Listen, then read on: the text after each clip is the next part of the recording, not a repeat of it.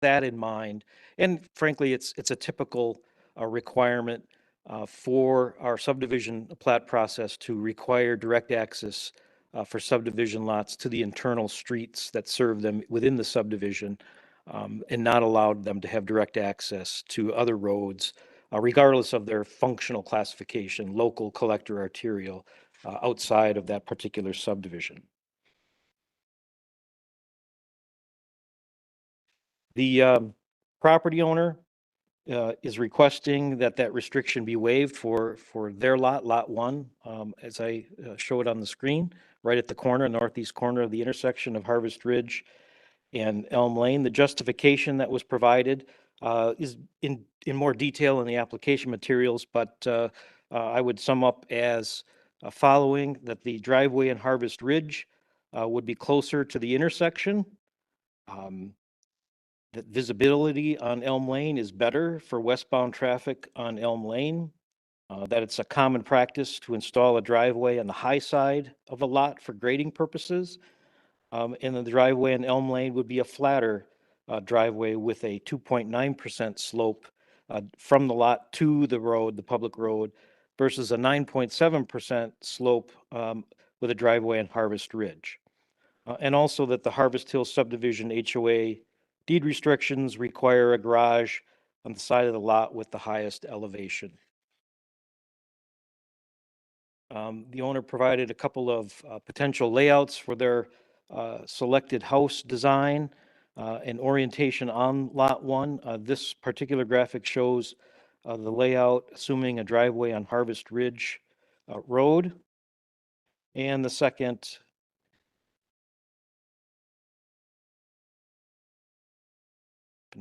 there's the Elm Lane layout of the lot with the driveway on Elm Lane. As I mentioned, the access restriction is effectively a village restriction to preserve the through traffic functionality of Elm Lane, assuming it is extended somewhere down the road. But again, that's not a given. It may very well stay just the way that it is. But in this case, staff is trying to err on the side of caution and recommending that the driveway be on a Harvest Ridge as was originally intended.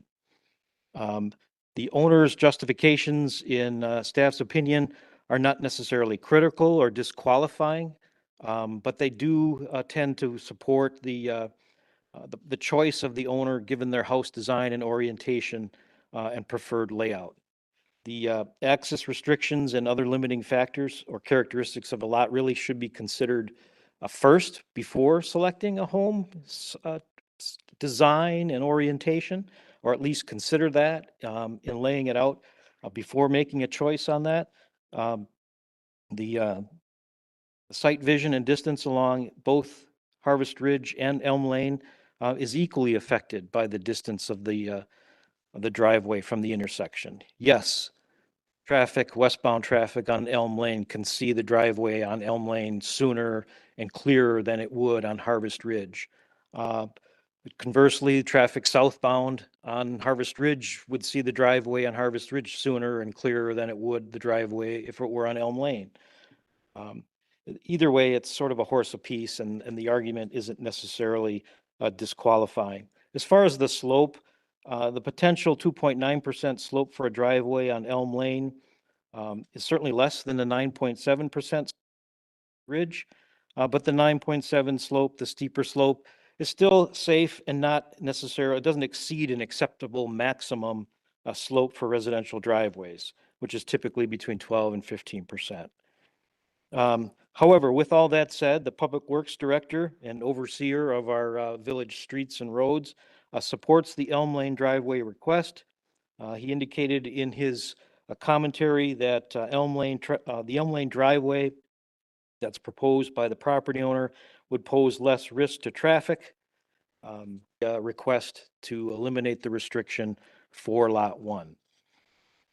Going forward, if the request is approved, the Plan Commission's recommendation would go on to the village board, who would in turn take final action.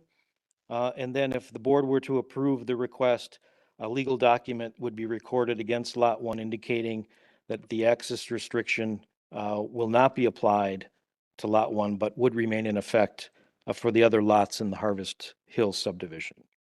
With that, the staff recommendation is to approve the request to revise the Elm Lane access restriction on Harvest Hills subdivision plat and to allow a new residential driveway to Elm Lane from Lot 1, subject to one condition, that the nearest point of the driveway shall be located not closer than 120 feet from the Elm Lane at Harvest Ridge intersection as shown on the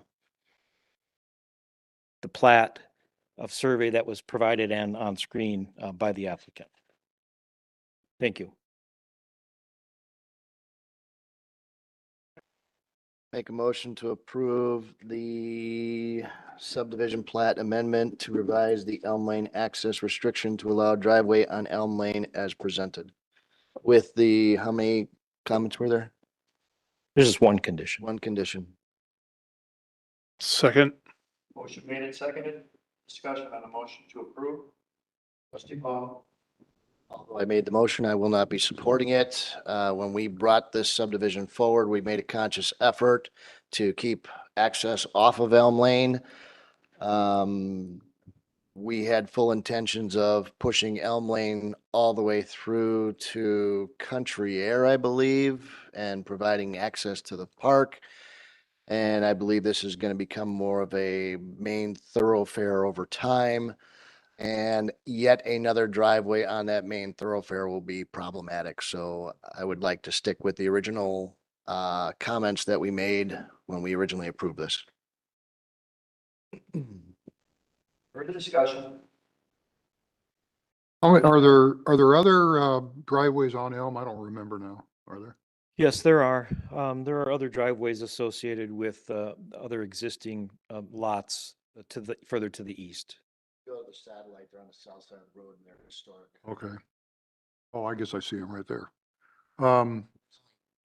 Two there. Yeah, this doesn't show all the way to Wasaki, but there are at least 2 to 3 other driveways on the south side and one on the north side before you get to the small cul-de-sac that serves that portion of the subdivision further east. Houses, none of them were part of the new. That's correct. They're pre-existing driveways. So I guess I don't feel bad about the requests.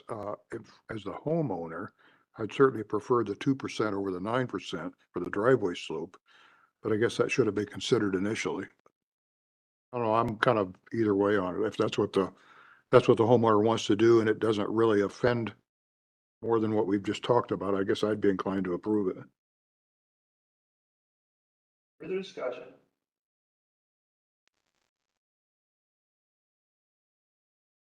Further discussion. All those in favor, please say aye. Aye.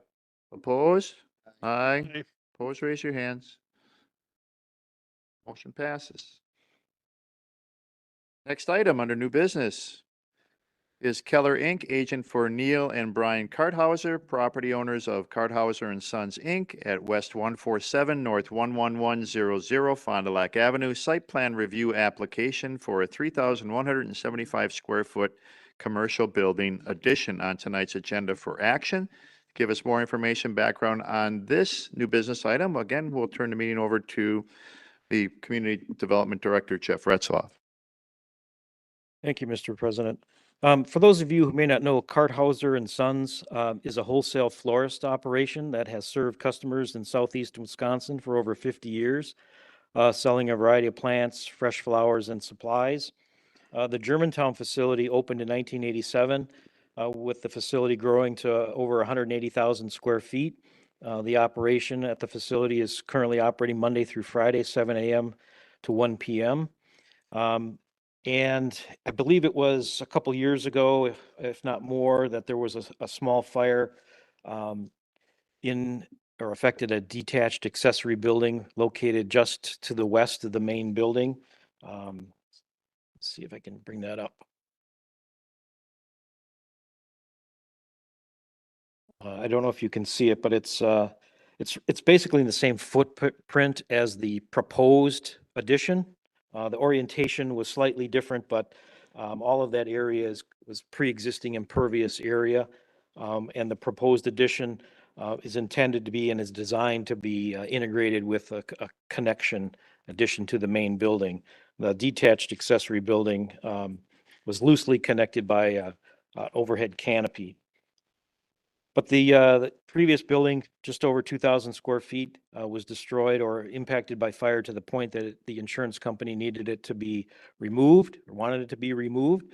And there has been apparently an ongoing discussion, if you will, between the insurance company and the property owner as far as replacing the structure. Apparently, those issues have been resolved, and the proposal is for a new 3,175 square foot addition. That would provide additional warehouse and shipping and receiving areas for the facility. 3 dock door bays with overhead doors are proposed, 2 on the west side of the addition as shown on the screen highlighted in green. The addition will have a metal siding with similar materials and colors and metal roof to match the existing structure. There's some additional or new wall-mounted exterior lighting proposed and a dumpster pad that's proposed on the north side of the addition to accommodate and replace a pre-existing dumpster spot, if you will, that existed previously. These graphics show a rendering of the proposed building.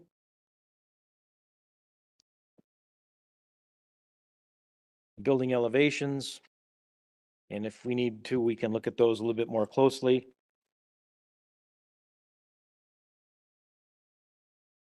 As far as commentary, the dumpster enclosure is typically required for items like this, and we ordinarily take advantage of these opportunities if there is no dumpster enclosure to require one as part of additions or new structures. In this case, there's a new area on the north side, a concrete pad for the dumpsters, and effectively the building would act as an enclosure. However, staff is wanting to make sure, and including a condition, that if there are any other dumpsters that are eventually stored on the site, that they include an enclosure before they're located on the property. Also, staff is a little bit concerned with the addition. If you look closely, the addition is reoriented in a way that it doesn't provide, there isn't a significant amount of the impervious area, whether it be pavement or gravel on the west side of the building, necessarily to accommodate additional truck traffic around the building. It may be a little bit tight in a manner of speaking. And so staff is including a condition that if in the future there's a need to expand that gravel drive lane around the west side of the building, that a plan be prepared and submitted to the village for review and approval. Adding additional impervious area may trigger a stormwater management requirement, and we want to make sure to catch that if need be in the future. At this point, given the amount of impervious area and the building location, there is no stormwater management requirements from the Public Works Engineering Department. Inspection Services is still calling for their state-approved commercial plans and an occupancy bond requirement. But with that, the staff recommendation is to approve the site plan for the 3,175 square foot commercial building addition to the Karthauser and Sons Wholesale Florist Facility on Fond du Lac Avenue, subject to 3 conditions. We do have Casey Gabrielson, I believe, is here on behalf of Karthauser and Sons to respond to any questions, unless you have something you want to add at this point, Casey. Okay. Thank you. Thank you. Commissioners? Make a motion to approve the site plan application for 3,175 square foot commercial building addition with the 3 conditions as presented. Motion made and seconded. Any discussion on a motion to approve? Trustee Baum? My only issue is the front elevation of the addition is kind of bland. It's just a metal pole building. Even on the original metal pole building, we added that little swoop with the Karthauser and Sons signage on it. Not sure if there's anything else we could do, should do. I'm sure there's something we could do, but should we improve that elevation? It's a question for the board, for the committee right now. Commissioners? Are you thinking in terms of something like landscaping along that long wall there? I don't know if that's possible. You know, with the pavement there. I think they tend to use that area, or what will be around the addition as sort of staging, as part of the whole shipping and receiving. I'll say you give me a hint of a different material where the new building connects to the existing building. Is there the potential of doing a material change somewhere on that new facade, which I believe is all that the signage is on the original facade is just a material change. I'm not sure we can take that same, up angle and horizontal line and put it on the addition. Maybe that is enough. Casey, can you respond to that?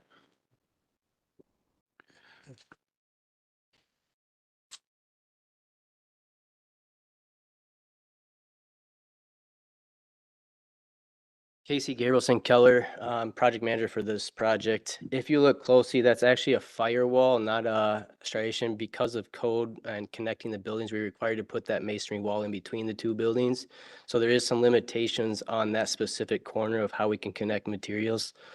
In terms of the building structure itself, the building there was one exact color match, one tone. And the orientation was turned this way because there's a high pressure well right in that area that we can't adjust directly in that corner. So that's why we had to come 20 feet back and start the building there. So there is some site limitations in that front part. So what is the material where the sign is? The Karthauser and Sons Inc. sign. What is that? This part's the original building. So Yeah, what is that material? this is the addition here. This is Yeah. all original metal buildings. They have a signage and actual over the top.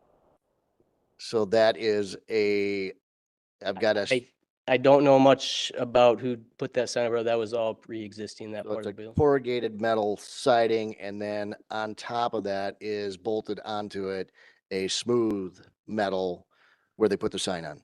Correct. The original metal building goes all the way through there. The other aspect to this is that this is all behind 30, 40-foot trees. You can't actually see this from the road. It's offset quite a bit from this, and there is a one little small gap that you could see through there, and that used to look right at the dumpsters. So that was one of our reasons for moving those dumpsters behind the building too, and get those out of sight. You get an aerial, Jeff?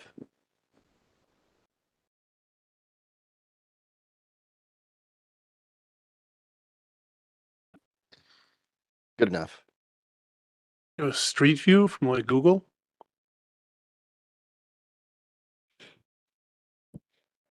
Okay. You've probably driven by it 100 times I never noticed. and never noticed it because it's right on the curve and unless you know it's there, you're not gonna look at it. Yeah, I'm not gonna make a big deal out of it. They've suffered a tragedy with the fire. They're trying to rebuild and also recoup some additional space. Overall, the building, it's not, a standout where the color is at all, in direct, conflict with its surroundings. And like I said, in most cases, you don't notice it except for the fans that kind of hang off the greenhouse part of it. But other than that, I don't think you see that part of the building. You see the big greenhouses, but you rarely see that secondary, kind of that working area. So I'm fine with it as is, and I will vote in favor. You good then? Further discussion? Mr. Williams? I do have a question on parking. When I looked online and when I drove by, it looked like there was a lot of parking on gravel. And our code does require that all the parking areas be paved. I'm just curious as to whether You know, is that temporary? Does everyone park on pavement? Are you expanding the pavement when you? We are not expanding the pavement. Our project is based on purely with the insurance and replacement equal to equal value. Okay. So I mean, in the code, it says if any building is being erected or enlarged or extended, that they're required to make sure that they have their parking is paved. I'm just curious. They have paved parking along that front and along that whole, it's basically what you're looking at right here. This whole front part is all asphalt and paved. Okay, because over the weekend, or late last week, and then if you look on Google Maps, you'll see that there's a bunch of cars parked on the ground. Even on that picture, you'll see in the back there. So, Their parking should be contained to within the asphalt area here, and these are all marked parking stalls here. okay, so These were the original dumpsters, those will become parking stalls, that was that gap. yeah, but if you go further back where that building is, that's all gravel behind there, and you can see all the cars back there. That's what I saw online as well. Yeah, right along the woods there. Yeah. I guess those don't I don't have any answer for you on that. I'd have to bring the owners in for that, sorry. So my question is just, do they have sufficient paid parking for their employees and for anybody who's visiting that they Per don't? the architectural discovery meetings, and they went through and did the due diligence, the site plan was based on those numbers. I'm just the project manager, I just referring the information from those meetings though. Given the wording of in the zoning code with regard to the parking, it's been interpreted over the years to require pavement in the public parking areas where like customers would be coming to, and not necessarily all of the drive lanes or parking that may serve internally employee parking or other areas like that.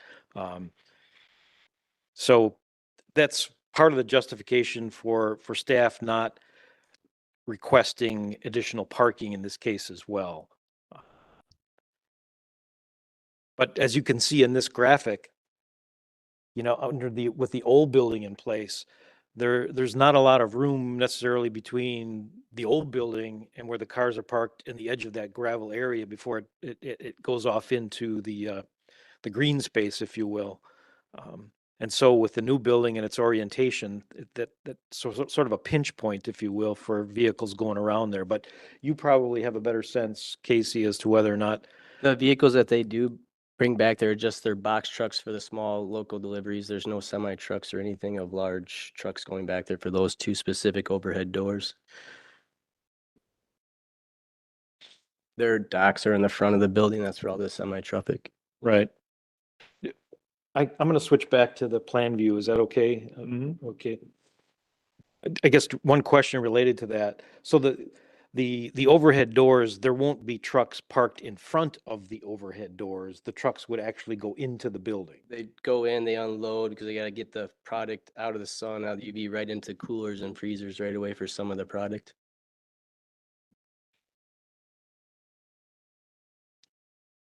Further discussion? Any further discussion? All those in favor, please say aye. Aye. Opposed? None opposed? Motion carries. Thank you, sir. Thank you. Next item under new business is item C, Thomas and Lindsay Schwartz at North 97, West 16885 Navajo Drive. Zoning permit to allow a 6-foot privacy fence in a planting and sound berm easement. And that is on tonight's agenda for action. Give us more background information on this new business item. Once again, we'll turn the meeting over to Director Retzloff. Thank you, Mr. Chairman. Thomas and Lindsay Schwartz, property owners, are seeking approval to install a 6-foot wooden fence on the rear yard of their property. It's located abutting Division Road in the Indian Hills subdivision. It's highlighted on the screen in red. I think we're all familiar with that particular area. Across the street to the south, the office buildings, the Diamond Center, and then the on-ramp for I-41. When the subdivision was originally developed, there was, as you can see in this graphic, a planting easement and a line of evergreen trees and deciduous trees planted in a manner that were intended to serve as sort of a sound barrier or berm, if you will, to attenuate some of the sound coming off of the highway. In this case, here's the site of itself, the lot, with the 15-foot planting strip and sound berm on the rear side. And this graphic, it's on the north, or the top, if you will, of the page. There's nothing in the covenants for the subdivision, nor in the development agreement with the village that specifically addresses that easement, who's to maintain it, how to deal with fences, plantings, can property owners, remove the trees. In this case, the owner did remove a number of dead and dying trees, more deciduous trees that were in the easement area. And to replace that effectively, put in the wooden fence, serve a couple of purposes, a further sound barrier, if you will, but more importantly for privacy and secure their property. But also with the intention of installing some additional trees on the Division Road side of the fence, assuming that the fence is approved in that location. As you can see here in this graphic, the 15-foot easement is portrayed in the yellow box on the rear side, the south side of the property. The fence proposal would run along portions of the side yards and entirely along the length of the rear yard, with the fence to be installed effectively in the top of the berm. It's a 6-foot high privacy wooden picket fence, as shown in the screen. And you can see here the berm on the rear of the property with the fence posts that were unfortunately installed prior to getting approval.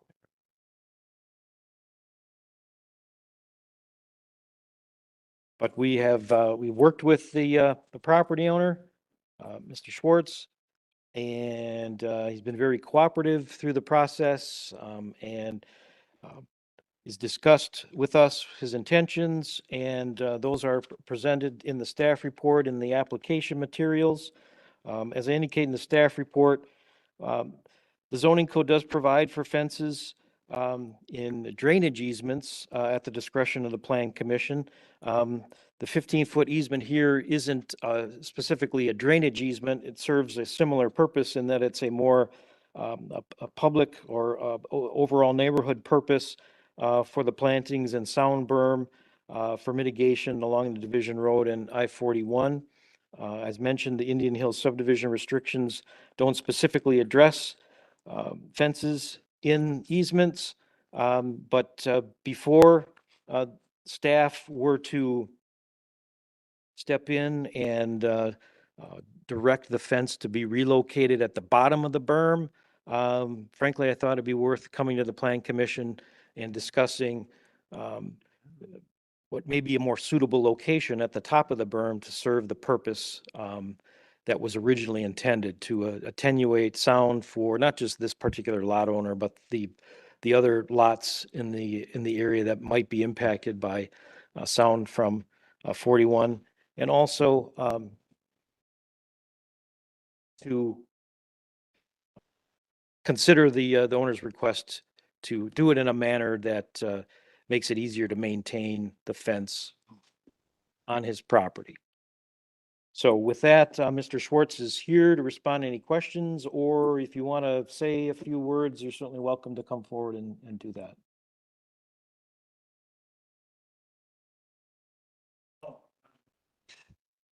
All right. Commissioners, So with that, excuse me, Dean, Go ahead. just get through this. The staff recommendation is a recommendation to approve the zoning permit to install a wooden fence on the top of the berm as proposed. Subject to a couple of conditions: that a fence permit be obtained from inspection services. Of course, in this case, there'd be a penalty for starting the work prior to getting the permits and approvals. But also a condition requiring the owner to install a minimum of 5 evergreen trees on the south side of the fence between the Division Road right-of-way and the property line and the fence. Said trees to be a minimum of 5 to 6 feet tall when planted in a species and location acceptable to the village forester. I would add that I've talked to Mr. Schwartz, and I think his intention is to install more than 5 trees, but at this point, the staff recommendation was for 5. Thank you. Okay. Commissioners, I'll make a motion to approve the proposal for zoning permit to allow a 6-foot privacy fence in a planting and sound berm easement as presented with the 2 conditions. Second. motion made and seconded, discussion. Yes, sir. How do we, going forward, because all that whole berm's dying, all those evergreens all the way down to the corner. So how do you get away from having, a wood fence there and a white fence next to that and a 4-foot fence next to that and a red fence? Like, I mean, just if there was a HOA, obviously they would govern some of that, but I think, is there a way that we can require, like he said, he's gonna do the spruce on it and we require 5 and he was gonna do more, but going forward, is there a way that we can enforce that so that at least the fence isn't visible all the way? It's gonna start, people are gonna keep taking dead trees down and then they're gonna put a fence up. How do we handle that? You have no continuity, I guess. On Pilgrim? I know that's been kind of contentious in the past, hasn't it? But they seem to not radically differ from each other in color, other than age. I think that's just by choice. So I don't think anything governed that in any way, shape or form, because if you go towards county line, you'll find that there's a cyclone fence mixed within those wooden fences.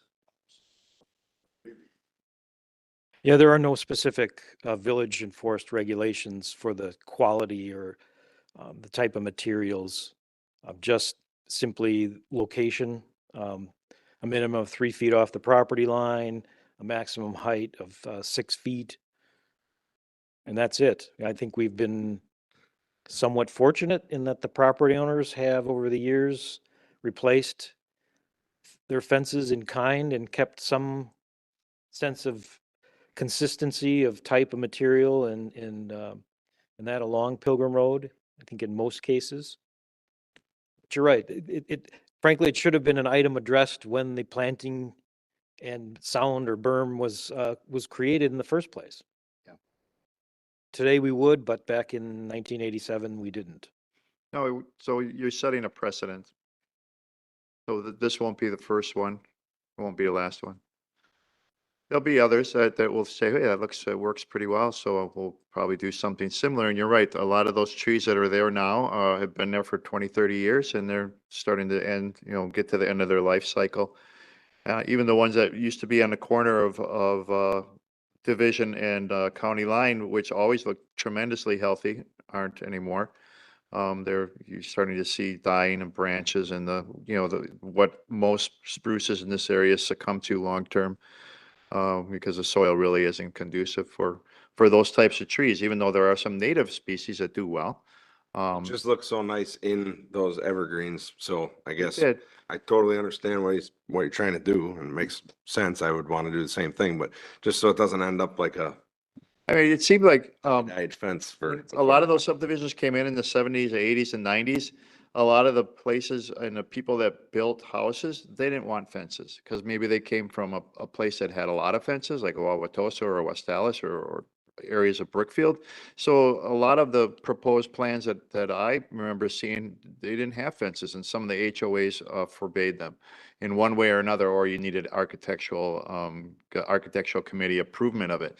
It seems like we're transitioning back to, as new homers come in and a new generation of homeowners, back to fencing, whether it be for the children's sake, for animals' sake, or for privacy and sound barriers' sake. But for me, I think the trend's going back to fences and not away from when the houses were built in the 70s, 80s, and 90s. Well, it's kind of aggravated too by the fact the trees are dying off. They're in the property, they want to enjoy the property. Quick way to get the trees back, the fence is the end. Well, that area seems to be a no man's land. As you get on this side or the division side of the property, it tends to be a little bit more feral in regards to thistles and weeds. Some people cut it and some people don't. So it's a kind of a hit and miss.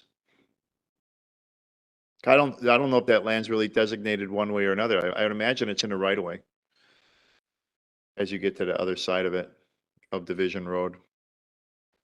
Yeah. Exactly. As you can see, some people further up towards the corner of county line, they cut it and they maintain it very nicely. And then as it gets further down towards the bend, there's less of that. And simply because it's not really a no homeowner's site. I mean, they have the trees that they don't see it, you know, so it's out of sight, out of mind kind of a thing. And I don't know if they really think it's their land or whose land it is. I would think it's part of the county, isn't it? It's a County Road G? Well, there's a good part of what we see here before you get to the trees is right of way. And that easement, that 15-foot wide easement extends from that common property line, right of way line into those lots, at least the lots around this particular area and property owner. I mean, that easement doesn't extend necessarily the full length of this. It sort of runs Like a truck. west of Chippewa Drive to a point around where the bend is. So is the easement on these people's property? Yes, Platted. So they own the easement. they own the easement land. And the berm, for all intents and purposes, the high point is in the middle of that easement. So if they wanted to install a fence and had to keep it outside of the easement, it would effectively be at the bottom of the berm. My concern is, I think this is the second or third house that the trees are dying.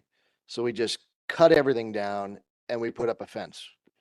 We did the one a few months ago on 145 North End, and we put up a fence, but I don't think the fence even solved the problem because you can walk around both ends of the fence to get to the road. And you could see the house because we didn't return the fence back, so we didn't really take care of the sound issue. We didn't take care of security issues. Her dog was gonna run out into the street, but it still can. So I was challenged by that one, and I'm worried about setting a precedent because we're replacing vegetation with fences.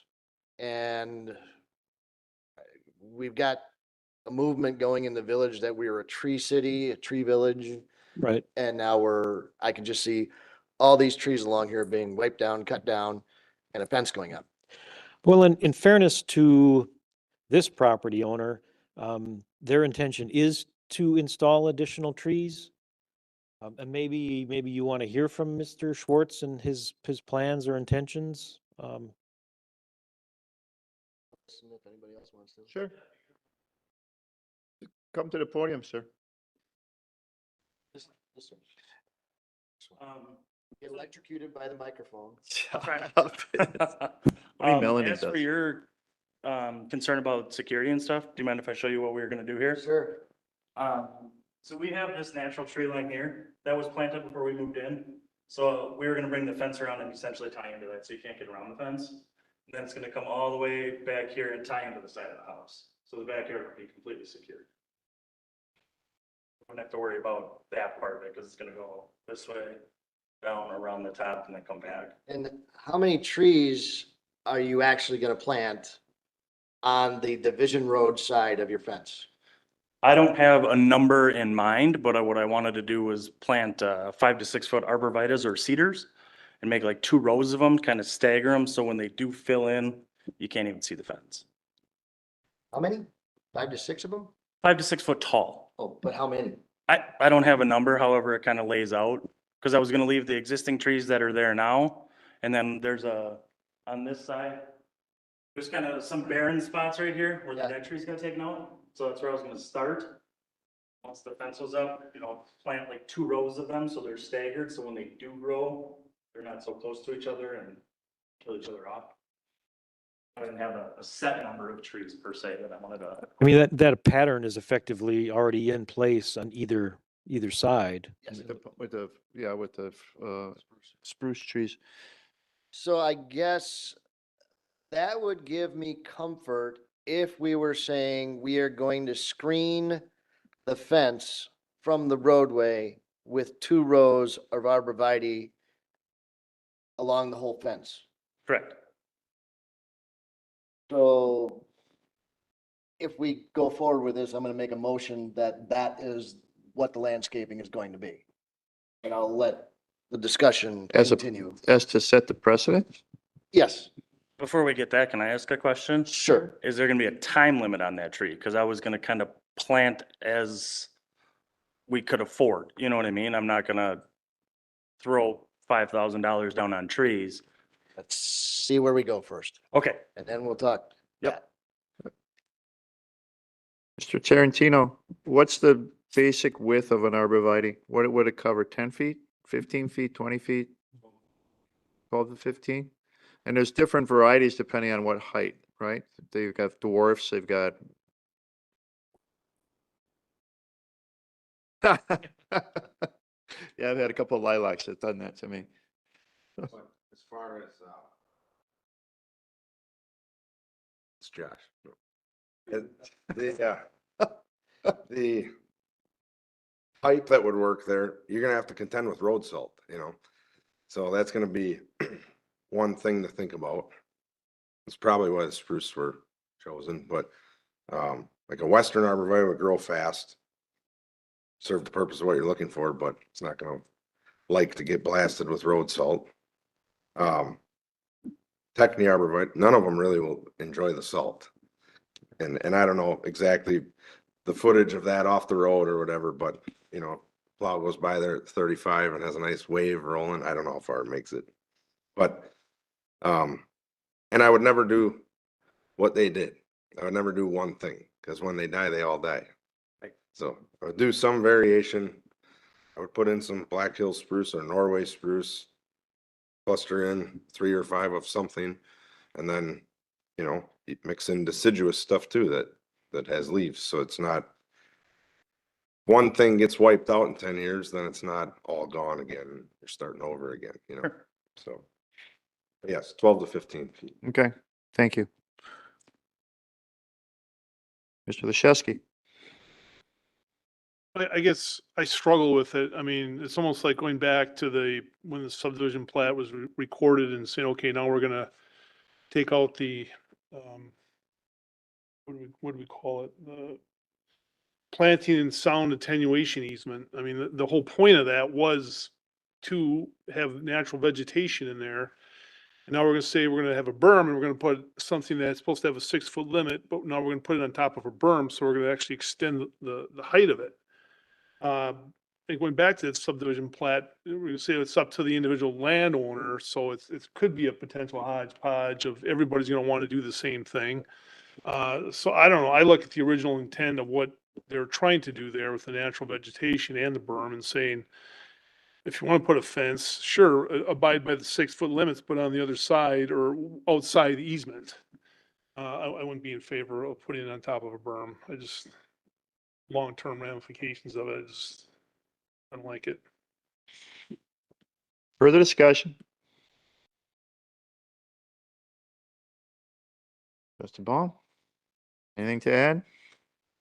All right, I will add a condition that we install 2 rows of a variety of plantings on the south side of the fence, with the fence on top of the berm. And that those plantings should block the entire length of the fence. And I will do, what do you think, 3 years? Well, there is some existing trees that I was still gonna leave there until those died off. So I know on the west side, Okay. that's kind of the barren part. Yep. Where the fence would be. So I was gonna try to fill that part in, and then as the other trees died, plant as So we go. as the trees die out, additional plantings be installed to screen. Correct. That would be my motion. Hmm. To amend. Motion made to amend. Do we have a second? Motion made and seconded. Any discussion on the motion to amend? Is that a question? Williams. I didn't hear the end. Did you say you're giving him 3 years to do it or? No, I took the 3 years because as stuff dies off, there's stuff that's still living. Okay, let's leave that alive, but when it dies off, you need to put another bush. You need to replace plantings that die off. So That's what I'm trying to get to. is your intent to set, if someone would wish to have a fence there, that part of the requirement for that fence is to then still continue the vegetation that was there to begin with and to help block the fence? Yes. Because I'm still not clear what the purpose of the fence is because all this vegetation prevents anything from going through it. I think. I haven't been out there lately. Hold on a second. So I can see their desire for an immediate barrier to prevent their kids from going out to Division Road. But the landscape, no matter what we plant, is not going to do that for a number of years. Thus, the fence solves some of their problem. So, okay, now if you want to recognize him.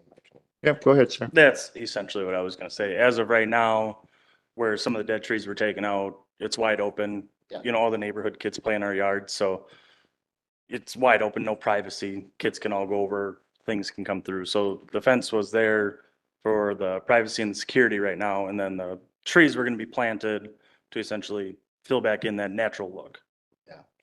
When I first was reviewing this, I thought you were putting the fence 6 inches into the easement. I didn't see I never got the idea that we were putting it at the top of the easement, top of the berm. Yeah, the graphic that was provided with the application appeared to show the fence just inside Yeah. that easement line. And I was less concerned about that. Let's move it 6 inches, put it on your side of the easement line. But now Yeah. that we're seeing it on top of the berm, Yeah, and I think that's simply let's just call That it was a, my mistake when I looked at that. I thought that easement was on the backside of the berm. I just messed that up. So instead of drawing it in the center of the easement, I thought the easement was more of the right of way on the south side there. so I'm trying to get a landscape buffer back in there. I'm trying to restore what was there. I don't like the precedent that we are setting that, oh, tear down all your landscaping and put up a fence, because I don't like that look. So that's just my opinion. I don't think that's a good look for the area. It doesn't blend in with the nature that everybody's out here for. So that's what I'm trying to circum. I can understand the fence, but let's screen it with landscaping. Are both of your neighbors aware of your plan? Yes, And poles are already in yes, they are. with footings inspected no, or footings required based on a 6-foot fence? No. not necessarily, no. Okay. You have footings? Yeah, I sunk the posts 3 feet into the ground and encased them in concrete. Okay. Yeah, as I mentioned earlier, the posts were installed prior to obtaining a permit, so that sort of was the reason we ultimately got here. So the posts were installed, but that was it. Once that was discovered, there was a stop work order, and Mr. Schwartz has been cooperating since then. Okay. Okay. Is- Rather than direct them to remove, we thought we'd wait until Mhm. went through this discussion. Mr. Williams? So I guess that goes to the concern I had is how do we prevent other people from doing this? So he had already installed the post and somebody from the village noticed it and went to him and said, you're in violation of code, or you found out after you done it that you needed to come here. I'm just curious as to how that process went, that somebody next door to you just doesn't put up a fence and then they're done and then we find it, and are we gonna make them take it down when their neighbor has one? I'm just curious as to what the process is and how all of these people would know that they're putting it in an easement that requires them to come in and get approval before they do it? Well, in this particular case, yes, it was inspection services that came across the fence, the process of it being installed. I think because the vegetation had been removed initially, it was fairly clear to see that the fence was being installed, and they know what permits they've issued and for what purpose. And so that was fairly straightforward that they needed to discuss with the property owner, stop the work, and apply for a permit. And it was in the course of applying for the permit that it was discovered that there's this 15-foot wide easement. Now, for others, it would be a similar process. Somebody wants to put up a fence, they are supposed to go and get a permit. And in the course of obtaining a permit, there's a zoning code compliance check. We look at, subdivision plats for restrictions and just basic zoning regulations that apply before we issue those permits. Further discussion on a motion to amend? No further discussion? All those in favor, please say aye. Aye. Aye. Opposed? Aye. Opposed, raise your hands. Two opposed. Motion to amend carries. Back to the motion now as amended. Further discussion? No further discussion? All those in favor, please say aye. Aye. Opposed? Aye. Opposed, raise your hands. Same two. Motion passes. Thank you, sir, for coming tonight. Thank you. Appreciate it. Appreciate it. Next item under new business is new business item D, Excel Engineering, Inc., agent for Bethlehem Lutheran Church located at North 108, West 14290, Bel Air Lane, site plan review consultation for 21,000 square foot building addition. And that's on tonight's agenda for discussion.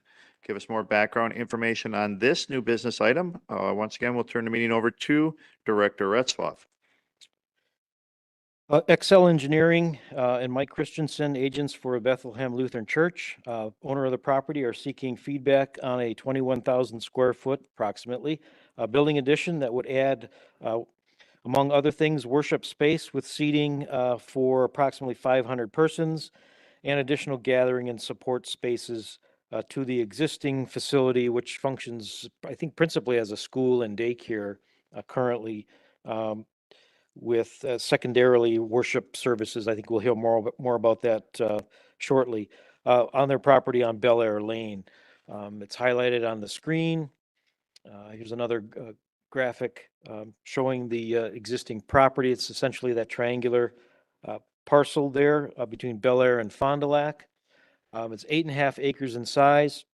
The existing facility is just over 31,000 square feet.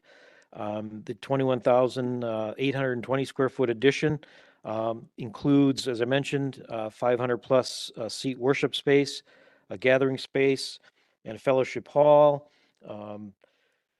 offices, a kitchen, restrooms, mechanical, and storage spaces. Materials that are proposed include quarry face stone, composite panels, and EIFS materials, standing seam metal roof, and clear story windows, and a steeple up to 40 feet in height. Let's quickly scroll through. There's the proposed site plan. The white box is the existing facility, and to the right or the southeast of that is the proposed addition. Elevation renderings. This is the east elevation, as you would see it effectively from the from Bel Air, if I have that right, and the south and the north elevations of the proposal. The floor plan, we can look at that more closely if need be. The renderings really give a nice depiction of what's proposed. This would be essentially from a bird's eye view from the Bel Air Lane looking what would be northeasterly across the property. A few others I'll skip through a little more quickly.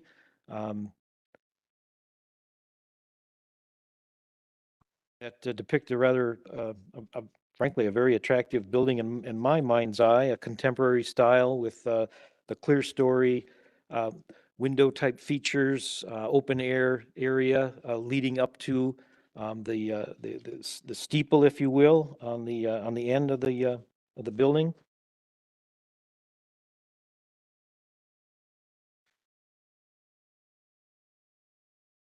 And more renderings as we move around and eventually through and into through the building addition that is proposed.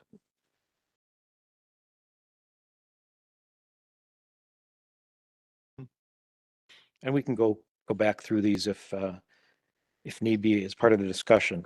One of the principal reasons for the consultation has to do with the setback for the proposed addition. The property is zoned institutional.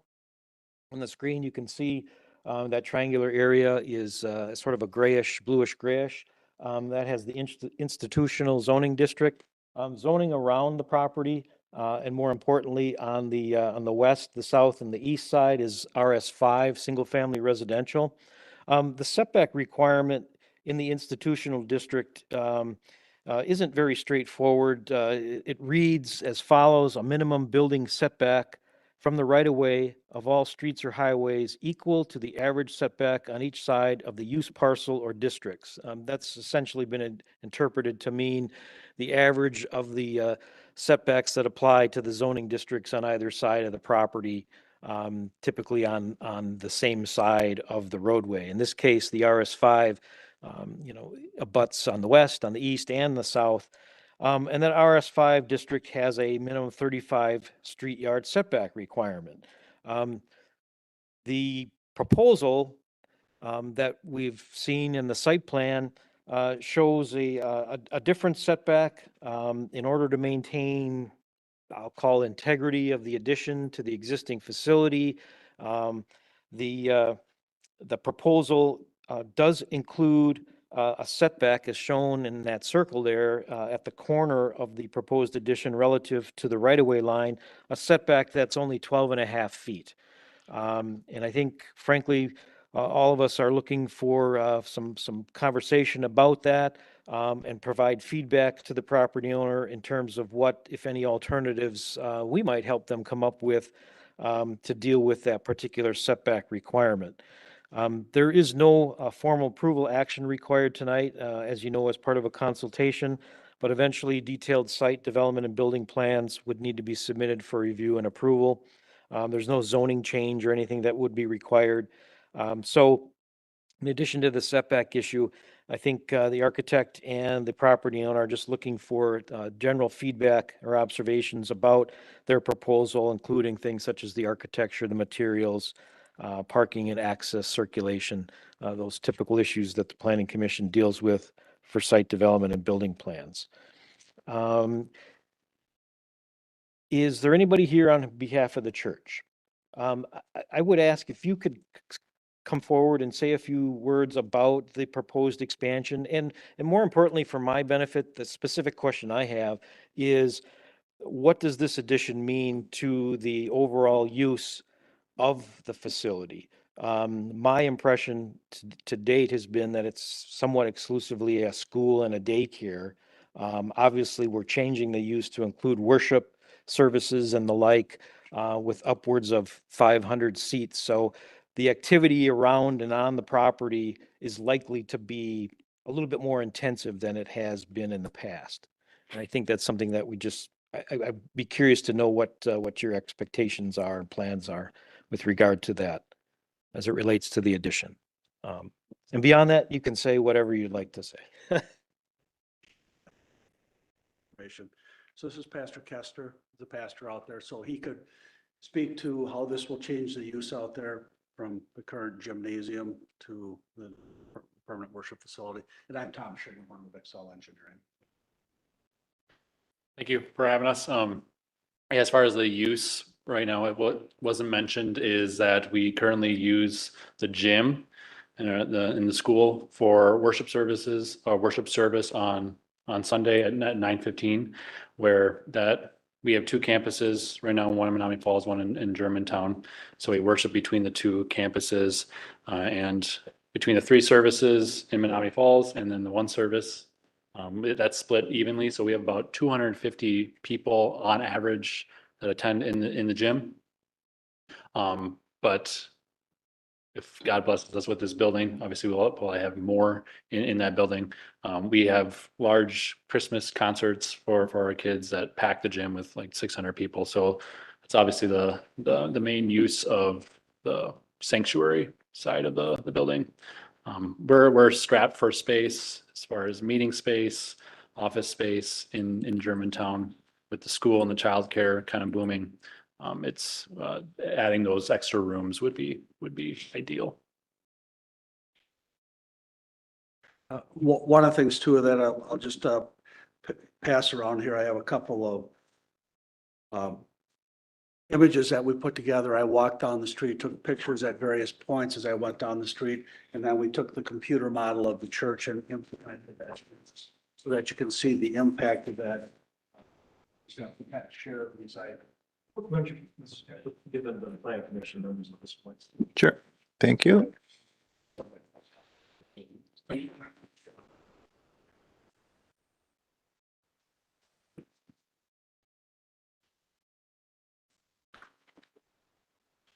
So when we had our pre-application meeting with Mr. Retzloff on this, one of the things he's talked about is how will this impact the neighborhood? How will this impact people driving down the street, that type of thing? So that's why we put this image together.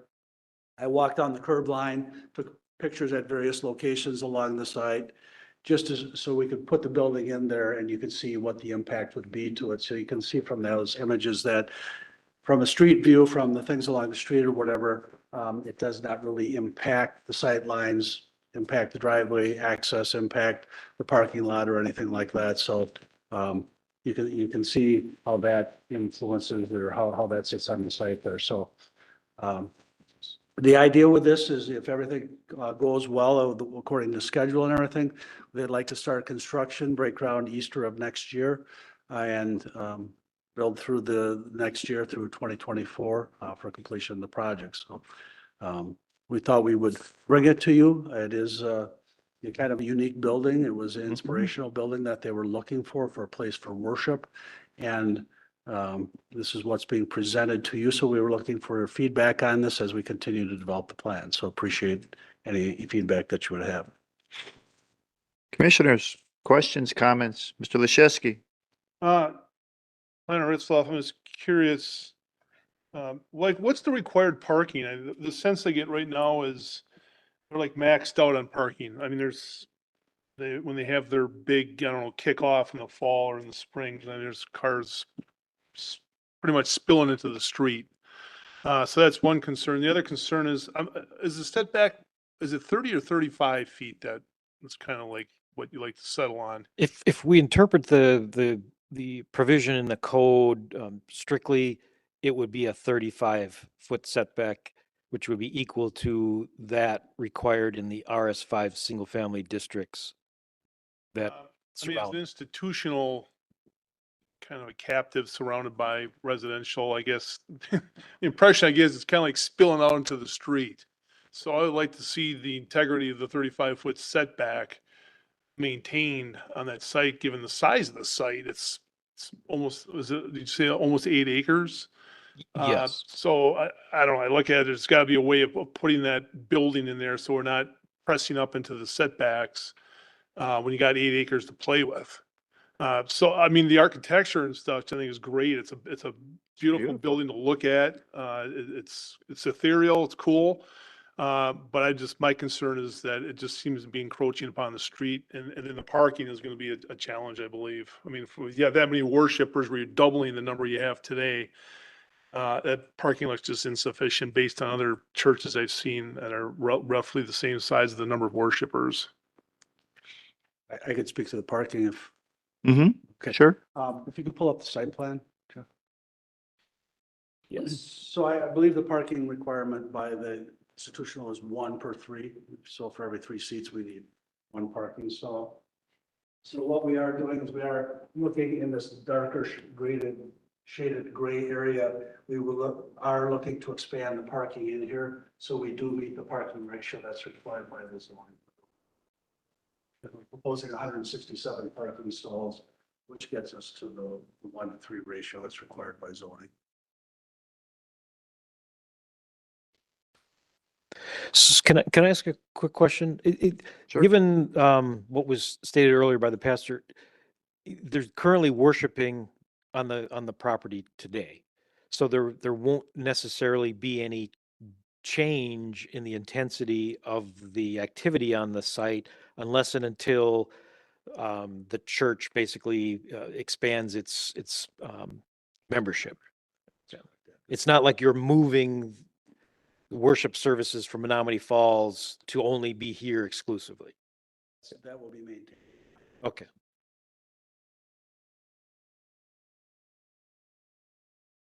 Other comments, questions? Sorry. The growth would be whatever you grow naturally in that location from what you're doing right now. So I think that's appropriate then for the parking. I was thinking about the setback.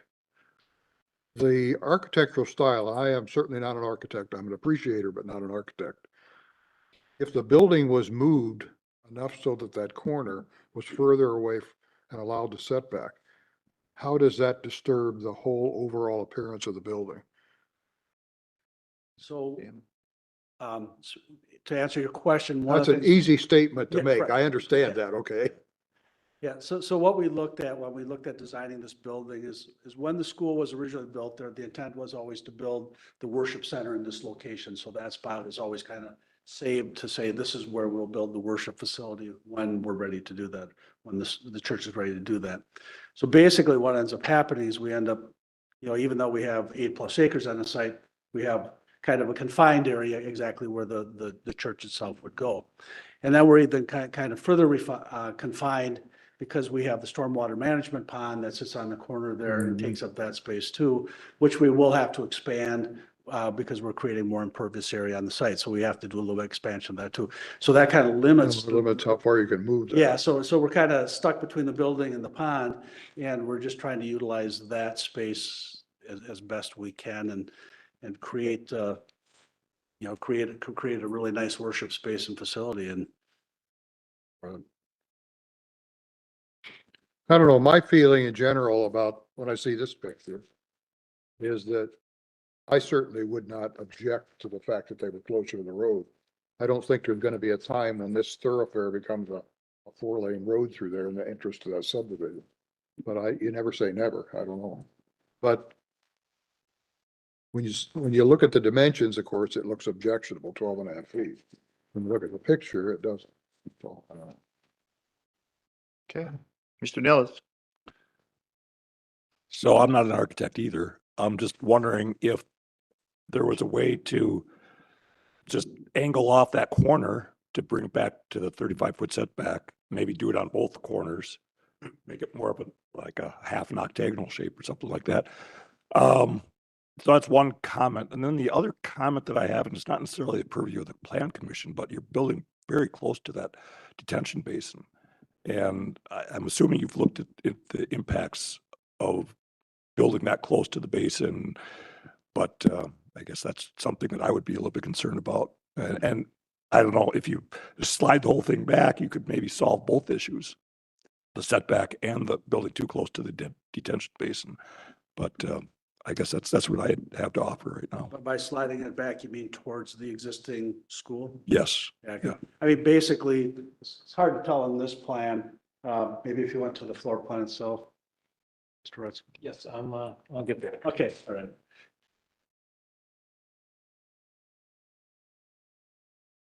So the existing school, and, this is where the existing school is here. So this is the space we have left to work with, and of course, the pond's over here. So there's really, unless we compress something or take some space out of here someplace to move it or compress it this way, becomes a challenge.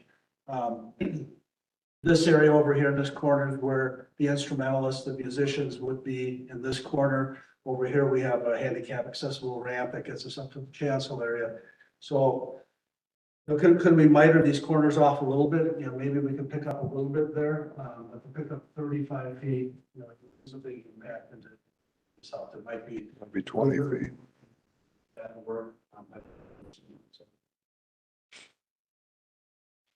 How tall is the front part with the star on it? That's 39 feet to the right top of the steeple floor. And then how far is that from, I know we're saying 12 and a half feet from the right of way or easement, but how far is that from the road? Like right here, right? Yeah, that's what I mean. I think it's just a big I think it's a scale. long ways, that's what I'm saying. Like a think I'm moving in the wrong direction. Yeah. beautiful building. So, It's across, not a so if we look at this right here, just, I tell you. this is the red line is the 35-foot setback. Okay, I think it's 35. It's hard to read that. 30. But you can see where this little bump out occurs right here is where the tallest portion of the building is. So that's beyond setback. To get approval from the state That highway. is not impacted. The setback is just, this little corner over here, this corner here, it is about 12 to 15 feet tall. So that's, you know. Oh, there. the lowest part. Oh, so it's our road. Okay, I got it.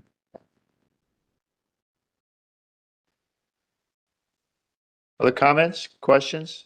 Mr. Just Lashewski? to add to the water, I know we had a big rain last fall, and that pond, I don't know if there's a drainage problem. I know there's occasionally I see muskrats in there, which is kind of like where they come from.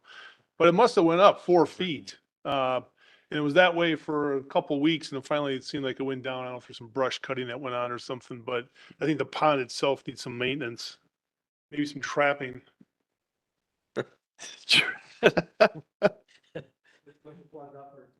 It was, and that cleaned it up, so. Trustee Baum? May I approach the bench, Your Honor? Jeff, can you go back to the overall floor plan? Right there. That one, that's good. Are you gonna say, but you are an architect? I'm not an architect, okay? We went to a Holiday Inn last night. What we're trying to do is we're trying to take this amount of space and push this corner back to this corner. To do that, we need to take out this swath of building. The way I reviewed this is they're trying to get an access here, trying to get an access here. What needs to be done is this section of the building need to be picked up and moved to this back corner, then everything can slide back. Solve the setback question, get you away from the pond a little bit more. I can get back to my microphone so people can hear me. So that solves your setback problem. It solves your pond problem. It's not the way you've got everything organized, but maybe you have to reorganize part of your building. But I have a problem with moving a setback to 1/3 of its code requirement. If you were encroaching it by 5 feet or something, 35 feet to 30 feet, that'd be one thing, but 35 feet to 12 feet, I'm gonna have difficulty supporting that. The other couple of issues I've got, if you go to the rendering of that end, I talked about this on another building. These black corner, what I call corner frames, you're starting to see them everywhere. And now this is the third building that's come forward that's got these corner frames. It really starts to date the building, in my opinion. That steeple area that you call it there, I thought that was 42.5 feet tall. You're telling me that's 39 feet I believe it's 39. to the top? Okay, I couldn't read what was on the screen. Really tall for that area. I'm not sure what residents would say to that, but I would listen to their concerns if they were concerned about the height. Most of the building I'm content with, but I'm gonna have a problem supporting a encroachment on a setback that far. So, and that style thing is really starting to wear on me. So, that's my comments.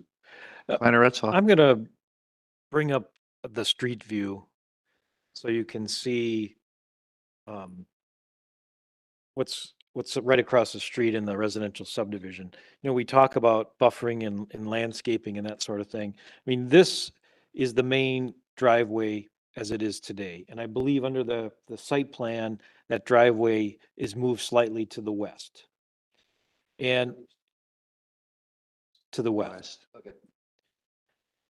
You know, it would be nice if this subdivision to the south had a 15-foot planting easement and a sound berm. Because it's hit or miss in terms of the landscaping that's provided by the individual property owners as you go, along along the south side of Bel Air. I mean, you get to a point that, almost directly across from the existing driveway where the corner of the building would be located. You've got this sort of exposed view, back end, rear yard of these residential properties. They got a berm there. Oh, you're right. You got a berm.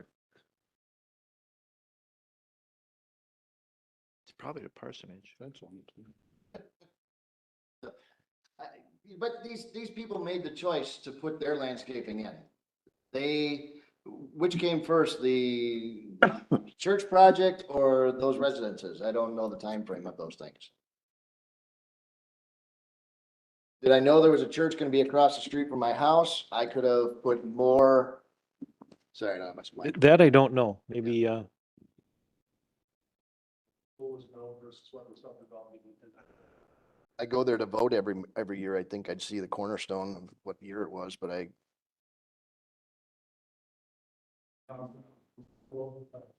those houses are older than 2000. Those houses are members of Okay, Got that going.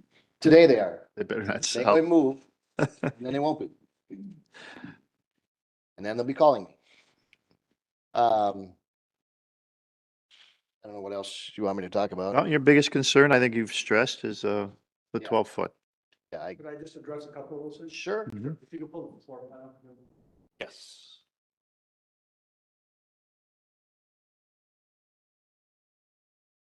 So just to explain a little bit how the building will function is that the main entrance will be here. This will be the church entrance and the school entrance. So all the children will come in through here. And once school starts, the building gets locked down. So this is kind of the control point. This is the administrative officer. This is the security area. So that they're controlling everything that's going through here. Once school starts, it's locked down. So I felt it was important to get this area in here because it monitors that to provide security to the school. And just so you understand, this area here, that's actually outdoor patio space. That is not building space. And then we have the fellowship hall here and the kitchen to serve that. So to kind of move this piece away, we lose kind of our main security. So I'd have a little bit of concern how that would function from the security standpoint. So I guess then the other thing I wanted to say is that the zoning allows for 35-foot height tall building in this zoning, in the I zoning. And then there's an exception that says that steeples can go above that 35 feet. So we're only, 4 feet, 5 feet above what that is in the zoning allows. That's correct. Yep. The steeple will go above that 35 feet, so. So I'll retort that with, I could take the office piece and move it around the side of the existing building, so it's still contiguous to the front entrance. I can take your kitchen and support services, move it to the other side of the fellowship hall, which would then just move the outdoor dining to a different location. And maybe that's on the north side, the upside of the fellowship hall off the end of the building. I think there's ways you can revamp the plan to deal with, to prevent you from encroaching on a setback 2/3 of what we allow. That's really gonna be my biggest problem, is the encroachment. Just that. My thought. If there's a way, I'd sure like to see it. Other comments, questions? I mean, sorry, Go ahead. the height, overall height, I mean, when I look at that feature, I wouldn't know if that would technically be considered a steeple. Oh, I don't know, I'm trying to think of the name where you, In architect's world, yeah. we can call that a steeple. We could also call it a bell tower. You can call a lot of things. You can call it a lot of things, but we can call it a steeple. But I mean, as a definition of a steeple, does this fit the definition of a steeple? Well, we don't have steeple defined in the zoning code for that purpose, so there's some latitude there. But it's clear that the intent was to allow for steeples and similar sorts of projections, architectural projections to exceed the overall maximum building height regulations. And it's specifically provided for institutional, so with this sort of thing in mind. Because again, it exacerbates the encroachment, looming feature as high as it is. Yes, compared to your sort of more historical, traditional, I would also come to a say point steeple, yes. that one of the things that happens here is the grade drops off. So with the drop off of the grade, you're getting more bottom of the building and it's just accentuating the height of it in that corner. So that's why I keep feeling it's really tall, but it's, if you go from grade plane, which is what we're measuring it off of, 39 feet is probably what it is. Don't you think it's somewhat purposeful? How else will a church advertise itself? Hymnals. Their LED, Hymnals? their LED sign. Isn't the LED sign right here? There's an LED sign on the corner that we've approved in the past. How long has a pastor been here? Sir, how long have you been serving this congregation? 3 years?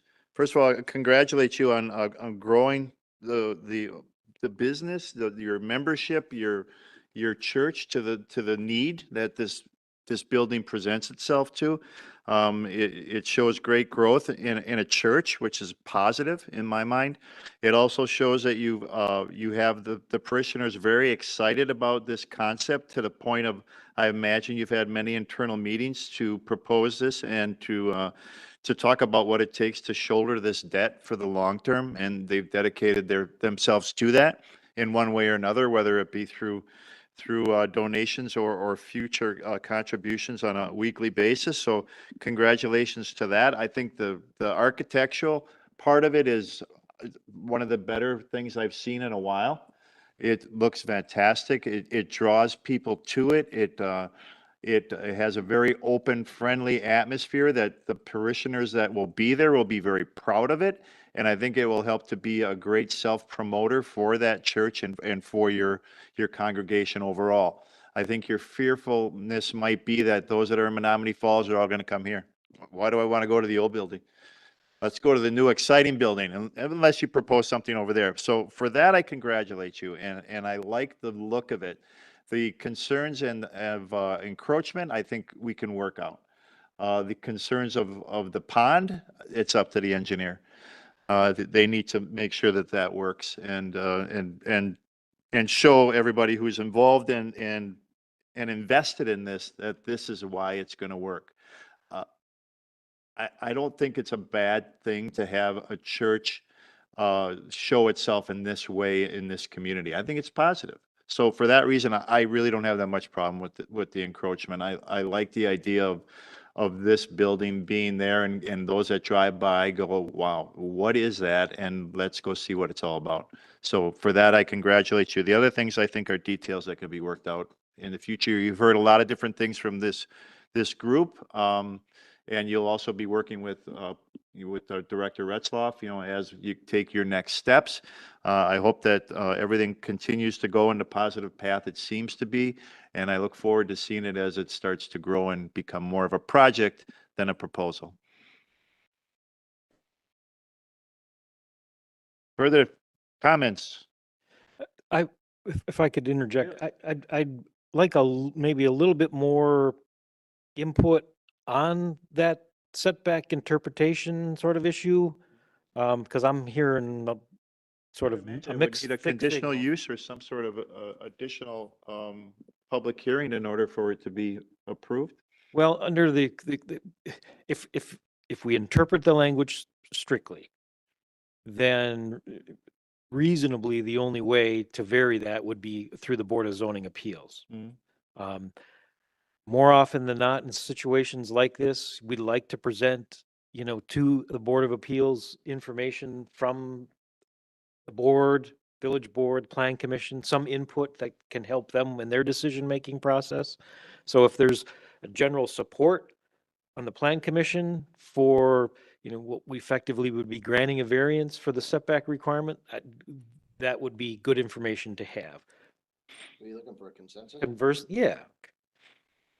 Mr. Dillis? I just, yeah, as we're talking about that, I did notice that there were some other zonings in the vicinity. RS3, I think, was on the other side of Fond du Lac. What's the setback requirement for that? Well, unfortunately, that goes up to 45 feet, so we're Doesn't, moving in the wrong direction. I guess. Nice try, though. Mr. Shattuck? As I said before, I didn't find it objectionable. However, if there's any way it could be reviewed, I mean, some of the suggestions that trustee Baum made, I know that some of those didn't seem appropriate to you, but I still would like them reviewed. I'd like to hear what your architect says about it, your building designer. Maybe there's a way you can come to terms with it. I'm not telling you that I would vote no, but I would like to see some alternatives if it was possible. You may get some surprise. You may say, well, we never thought about that. Could happen. We've gone through, I don't know how many. I can imagine. To get to this point, I imagine. Yeah. Mr. Tarantino, your thoughts on the encroachment of the building, the concept? Well, like on the, if you look at the overlay with the existing school and the new addition, the part that says proposed addition, that couldn't be slid, I guess, I don't know, my direction there would be towards Fond du Lac Avenue, like towards the pond, that the cube that is the main worship spot, that with all of the pews in it, that couldn't be slid upward. I know you're trying to get Paul, just the end with the steeple on it. Does that break all the flow of having all the hallways and walkways line up? Yeah, I mean, really from a traffic standpoint with the entrance here and then this being the access this way is we were really trying to focus. Is that because that's, Focus this access all the way down. I see, yeah. So like when you're in the school and walking towards this, you're just being drawn to that yeah, inspirational or aspirational part of seeing that, the relevance and importance of that. So, yeah, when you look at this, being the That's the- school here, we're looking right down that axis.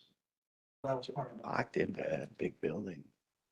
Locked by that big building, that big. yeah, because like mitering the corners is probably gonna You want that buy bigger you growth. 3 feet, right? Yeah, That's it's not, footprint. that's not, I mean, maybe 5 feet. yeah.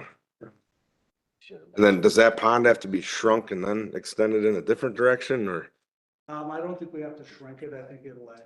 Church. will it change shape though, or will it stay close? Their concept first was basically So you can actually kind of see built, yeah. the dark color is what's there now and then the lighter color around it. So you can see it expand. So then on the area where it says future expansion, that's just far left of the screen, where would the parking for that go? Like where do you see future parking expanding if needed?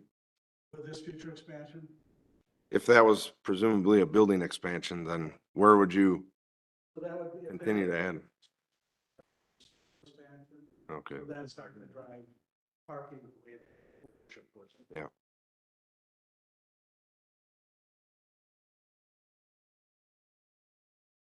Anything else? Other comments? Mr. Olszewski? The technical definition of a steeple is that it gets smaller as it gets higher, ends in a spire. I don't know. So I would technically call this a chimney. It's closer to a chimney than a steeple. Okay, I once ran across an attorney, he called a floor, what do you call it? He called it a horizontal wall, trying to get around stuff, right? So you can play with words, but anyhow.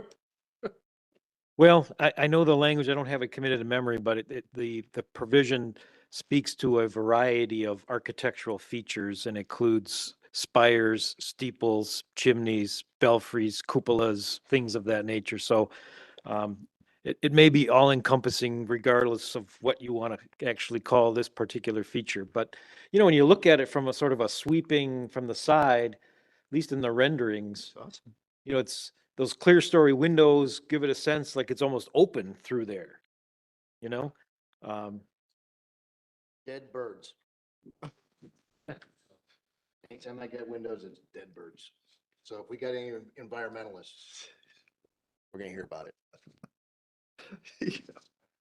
Unbelievable. Well, again, Anything else? Anything else for the Excel Engineering or for members of the Bethlehem Lutheran Church? Any other comments, questions, concerns? Anything for us, sir? Well, appreciate your time and I appreciate the input so that we can look at this and see how we move forward. with it. Well, we appreciate you all coming out and spending some time with us tonight, and we look forward to, as this project progresses and as details are worked out, we look forward to it. Thank you. Thank you. Next item under new business is item E, Village of Germantown 2050 Comprehensive Plan Implementation, Holy Hill Gateway District and Freistadt District Master Plans, request for proposals. Give us more information, background on this new business item. Once again, we'll turn the meeting over to Director Retzlaff. Thank you, Mr. President.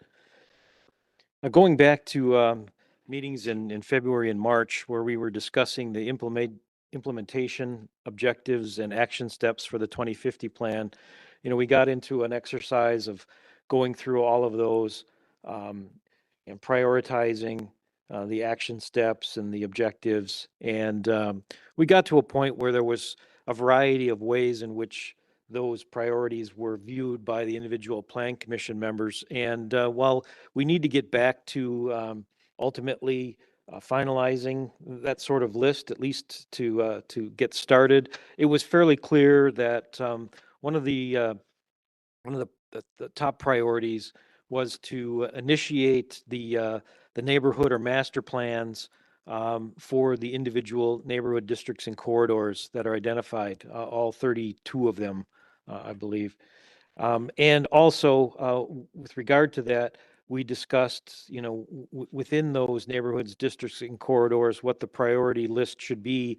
And it was fairly clear from our discussion and other input that was received by me through after those meetings that we asked to, give us your list or let me know what you think, that the top three right now in no particular order were the Freistadt District, the Holy Hill Gateway, and the Village Center. And when we discussed those three, we as a group, I think, came around to the Freistadt and Holy Hill Gateway districts, with the Village Center coming in third, if you will, if we were to look at it in terms of a race. But I say that only from the standpoint of how do we prioritize these three in light of constrained resources to do them and timing. And with a limited budget for consulting services, and not with the intention of these being prepared by staff exclusively. What I've put together is an RFP for the Holy Hill Gateway and the Freistadt District master plans, with the intention that this particular project, we would use the funds we budgeted for this year, which is $45,000 plus whatever else we might get from the board as they further their discussions about the budget parking lot items, which may not be in our favor with regard to additional funding for planning services. But that's essentially the budget with some carryover from last year. We're looking at having available upwards of $60,000 to do the neighborhood or master plans. And for these two particular districts, my intention is to move forward with a project that would address both of those, either having the two plans prepared concurrently, and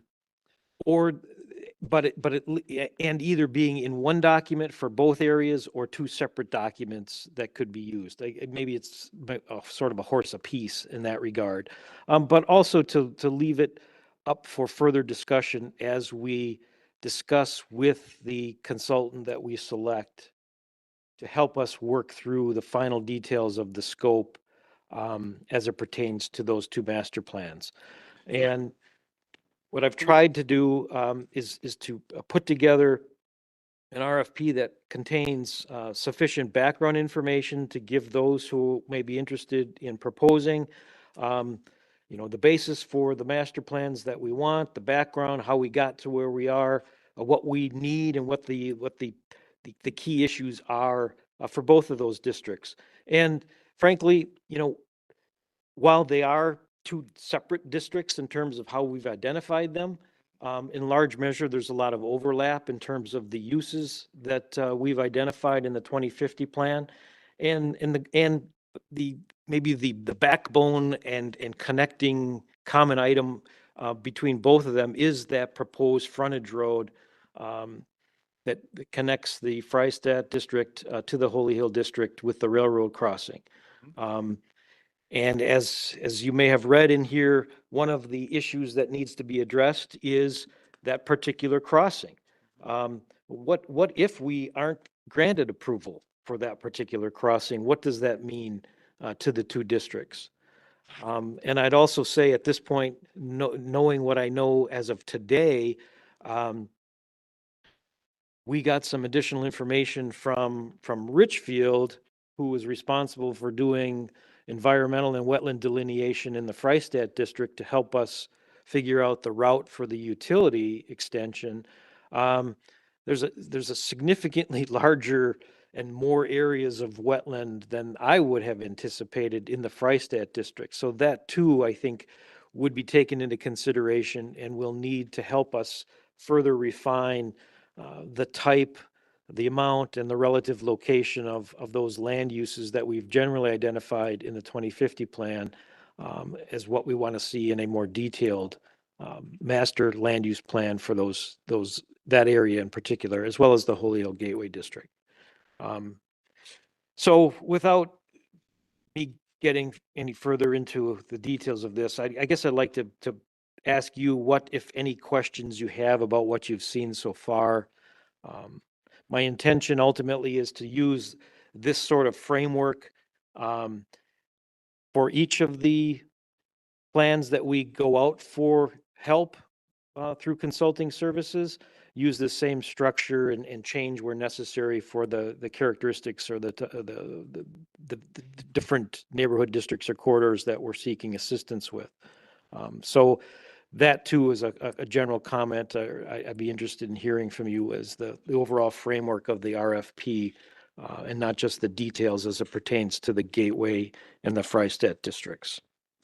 From what it sounds and what I've read here, it sounds like we're looking for an RFP for two master plan projects. We're not looking to group them together and create one for both areas, because it says on page 13, as described in the RFP, the village is undertaking two master plan projects, one each for the Holy Hill Gateway and one for the Freistadt district.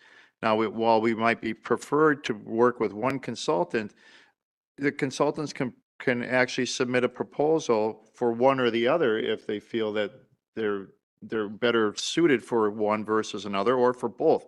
But we're not looking to group them. I mean, they're really still their own entity in regards to the districts as they're described and as they've been proposed in the 2050 plan. They are, and they certainly do have different, but in some cases overlapping areas of influence in terms of the surrounding neighborhoods that may be impacted, and those who may be interested in commenting and providing or participating in the process for each.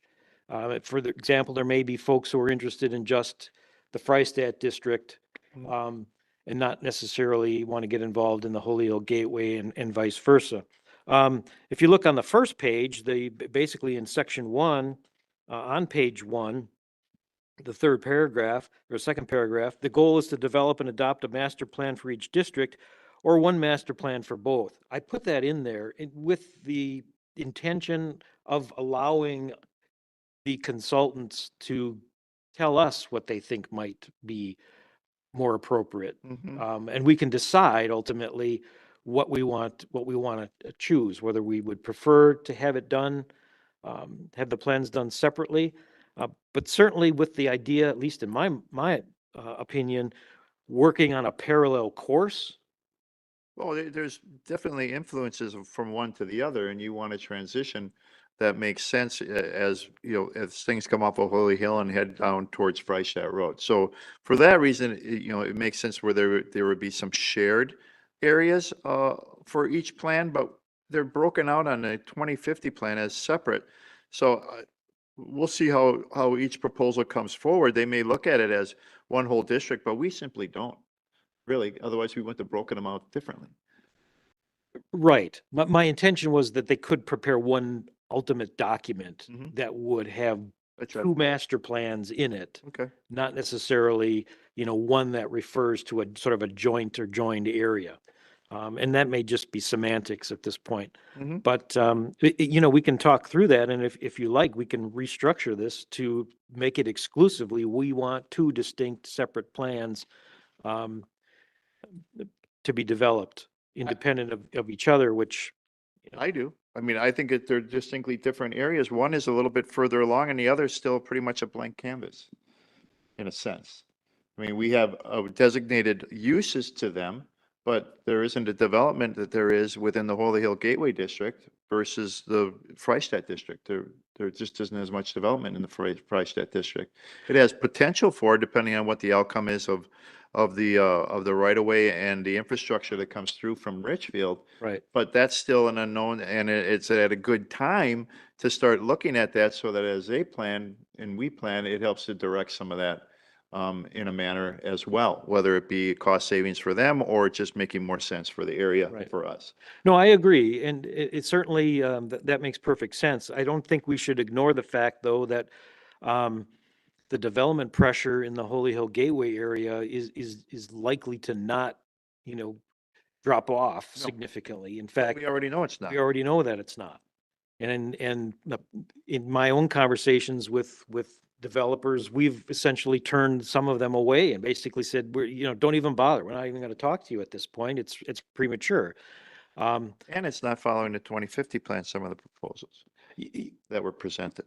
Yes, and more specifically, we did include for the Holy Hill Gateway, that sort of provisional area north of Rockfield that effectively says any proposals that are made between now and when that master plan is adopted can only be developed similar or the same as what was allowed under the 2020 plan, which is essentially agricultural or no more than 5-acre density residential, large lot residential.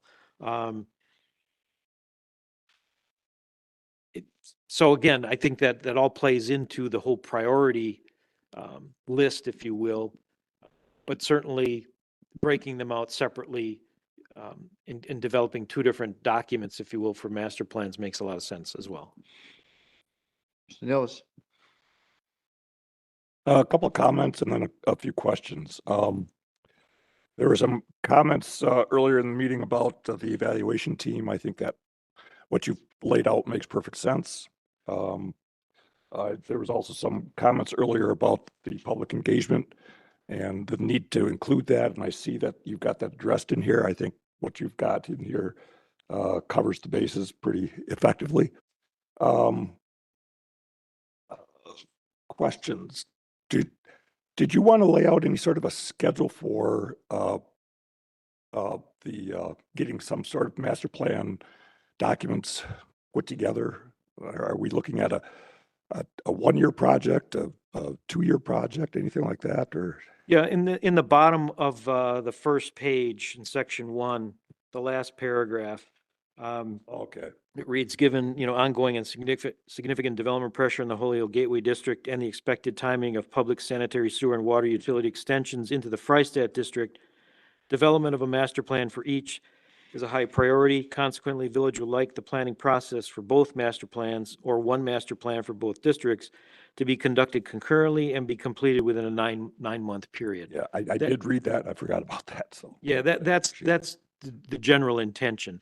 But at the same time, frankly, like the section 3, section 4, the scope of work, and I'm just going to read here. It is expected that the consultant will provide the village specific recommendations regarding the final scope of the project and overall planning process, as well as specific tasks and deliverables based on their expertise and experience completing similar district, neighborhood, and corridor scale land use and development projects. The final project scope, as well as the specific elements to be included in and the organization and format of the plan document will be determined by the consultant in cooperation with the village once the consultant is selected. However, the master plan should address or otherwise incorporate the following. And then I identify those major topics, if you will, that we want to see addressed. The intention is like we did with the comprehensive plan, bring in some consultants, pick the ones that seem to provide what we're interested in getting, and interview them, discuss, delve a little bit more into what they think we should be doing, what details we should be providing, what level and type of public engagement program we should include, given, what they know about cost and timing and that sort of thing, and work that out as part of a final project scope that would be reflected or attached to whatever contract that we have. But I do appreciate that you did include some sort of expectation in there Yes. to give them some guidelines to work off of. Yeah.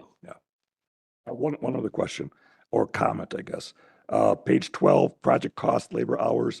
Going back to the discussion you and Chairman Walter had about splitting the project up into two. I'm assuming that you would have a project budget for each of the two master plans. If it is split up, I mean, you're not going to ask for one number.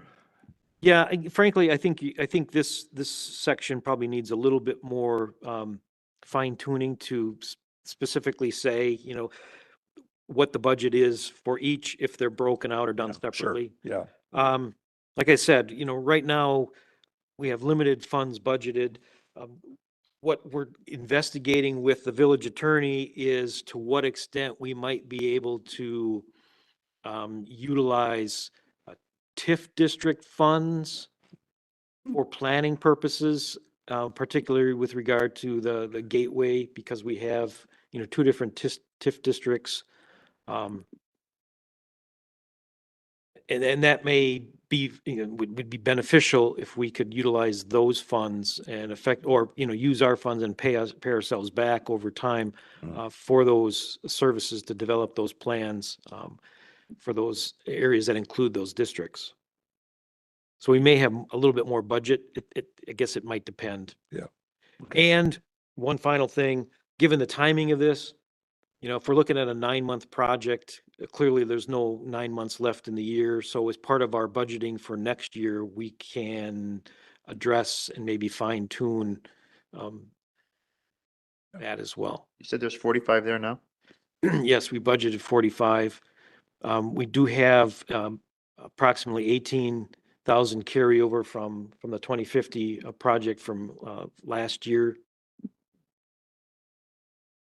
Okay. Now, one of the things that was also in the budget as part of that was a housing analysis and study that we had included in the budget that was intended to be to use that 18,000 for, but we've got some latitude on that.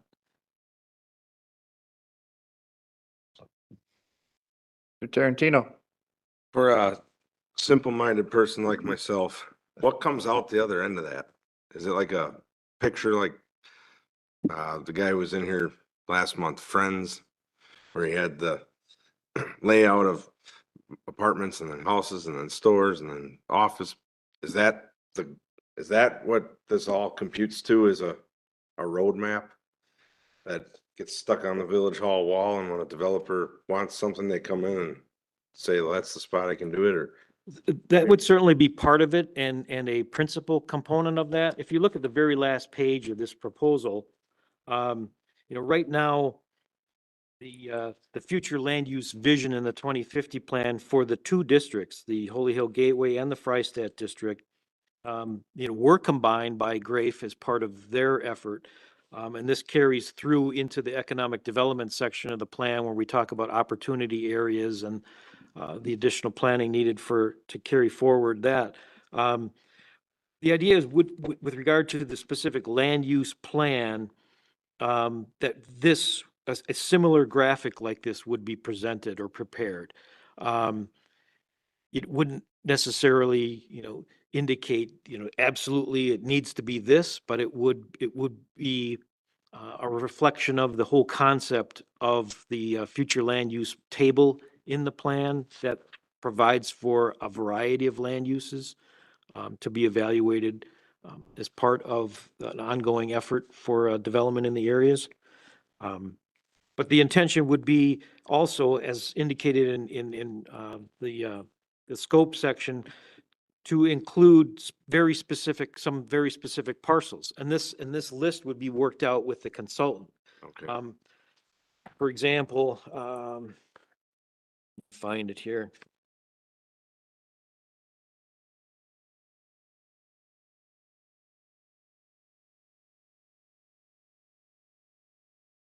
Beginning on page 7, the bottom, preferred land use plan, conceptual renderings and site plans. The consultant should develop a preferred land use plan as part of the master plan for the district. The land use plan should include more detail regarding land use categories, maps, concepts, policies, recommendations than in the 2050 plan. This may include recommendations regarding the location of preferred land uses, development density, intensity, preferred building materials or styles, recommended building height, floor area ratios, principal building setbacks, minimum, maximum parking. I mean, basically prescribing in some ways more firmer parameters for the type of development that essentially would be the basis for a new zoning district, if you will. And we may end up doing just that, developing the Holy Hill Gateway Corridor zoning district.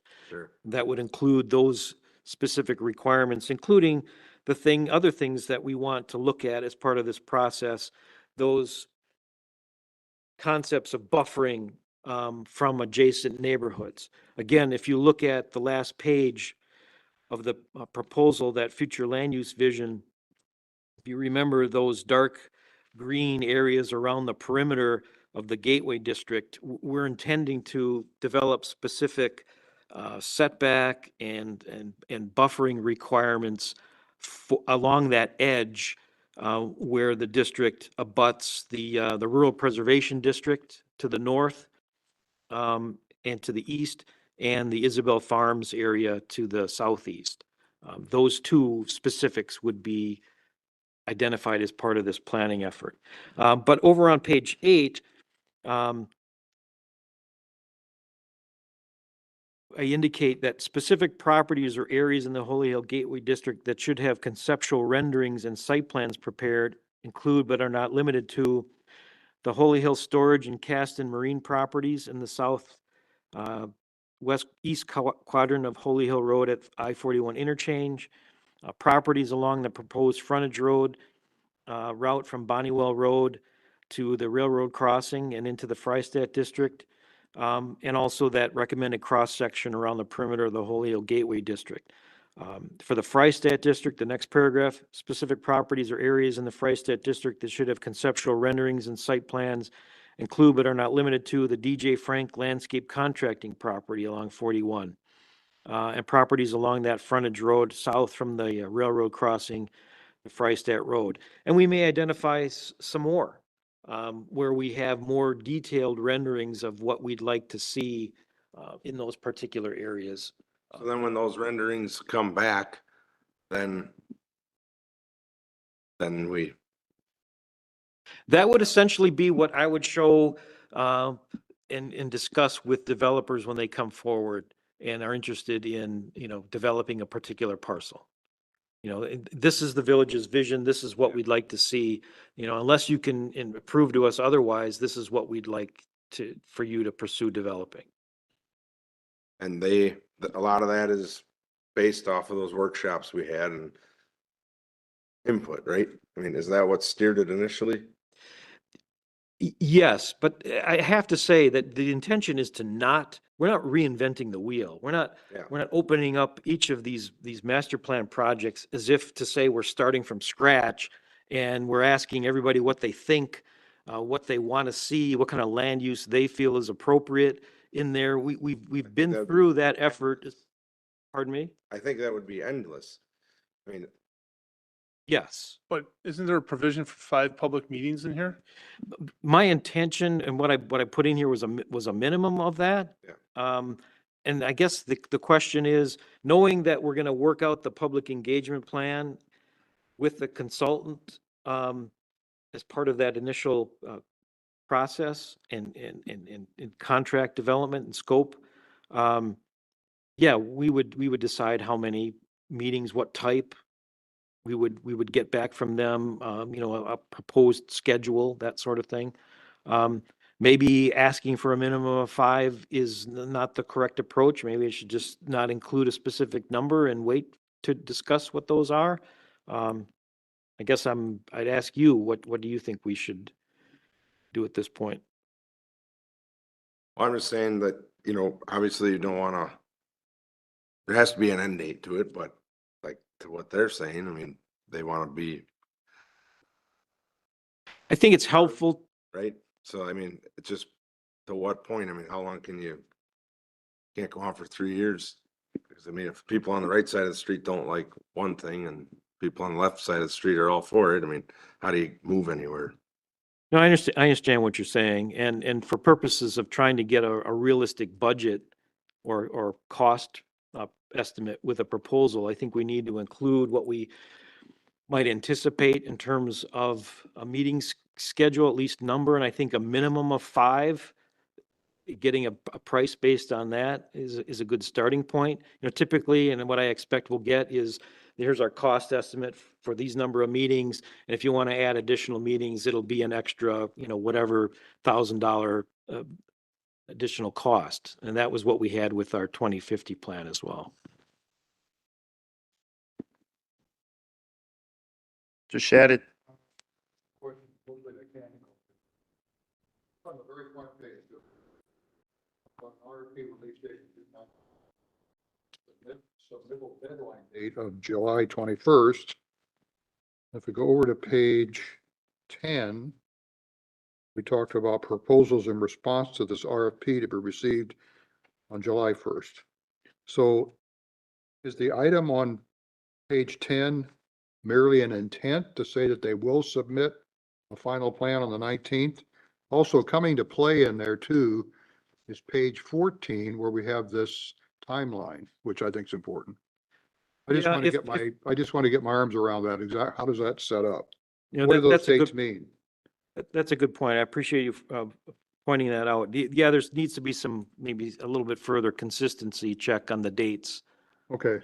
Well, I mean, I can see if you've released the proposal on the 19th, it is appropriate to, in my mind, from the kind of quoting I've done in the past, but it's not been civil like this, that you would want to know if they're interested. So is that what the July 1st date is? No, the July 1st date, what page again was that? That is on this new one you handed out, page 10, right about in the middle. Yeah, that's just an error. Okay, all right. That makes sense then. Yeah, the schedule on page 14 is reflects my current thought process, where the RFP is released on June 19th. The deadline date for submittal is July 21st, not the 1st. Basically a month. And in between, where there's a deadline for the consultants to submit questions. Sure, okay. And then what I like to do is respond to those questions and then make the questions and the answers available to everybody who has expressed an interest in the project. So everybody kind of gets the same information and can ultimately submit based on that, because I may respond to a question that isn't specifically addressed in the proposal and may result in a significant change in their own thought process or their cost estimate. So to give time for, ask some questions, me to respond, get the answers out and time for them to finalize their proposal. That would essentially be that last week before the July 21st submittal deadline. Okay. And then we'd quickly turn around an evaluation of those proposals by the RFP team, which would include the administrator, community development director, public works director, and the village president. And frankly, we can alter that as in any way you see fit, if that's the point. But what I don't want to do is get input from every possible person or entity that may be interested or we need feedback from, involved in the That's, consultant selection process. Mhm. Their input is more importantly provided later on during the process. As long as they meet the criteria of the RFP. Yes. Okay, then one other question. This document you printed out for us tonight, is that the same as the one on our agenda or not? Is this a newer version? There's no changes in between Okay. what I handed out tonight and what you received digitally in the No, packet. that's fine. Thanks for the information on the dates. I appreciate it. Trustee Ball? How important is viability? And what I mean by that is, I would really like to put Great America right along Interstate 41. Is it viable to say that I want an entertainment district right there? We're going to be presented with alternatives.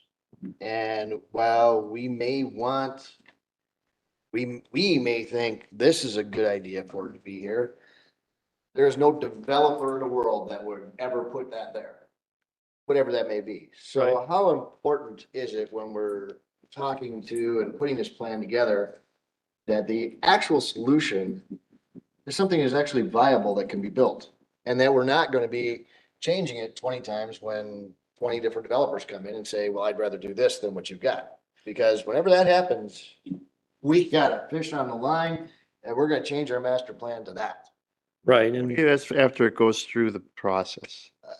It's not an automatic. It still has to go through process of change Change. and public comments and Yeah. public hearings and boards, including this one and village board and whatever else board is tied to it. Yes. So it's not automatic. It's not automatic, but it is frequent that we do change what we have intended to go there. true. And I've got people starting to call me in this area now. They want to talk to me about it. So, okay, we're still at the beginning process of it, but, okay, what do you think should go here, Mr. Developer? Well, we're looking to do this. Okay, I'm gonna bring that to the group and, hey, here's something that somebody wants to do. They want to put in, 300,000 square foot industrial building. no, I'm gonna go back to the amusement park.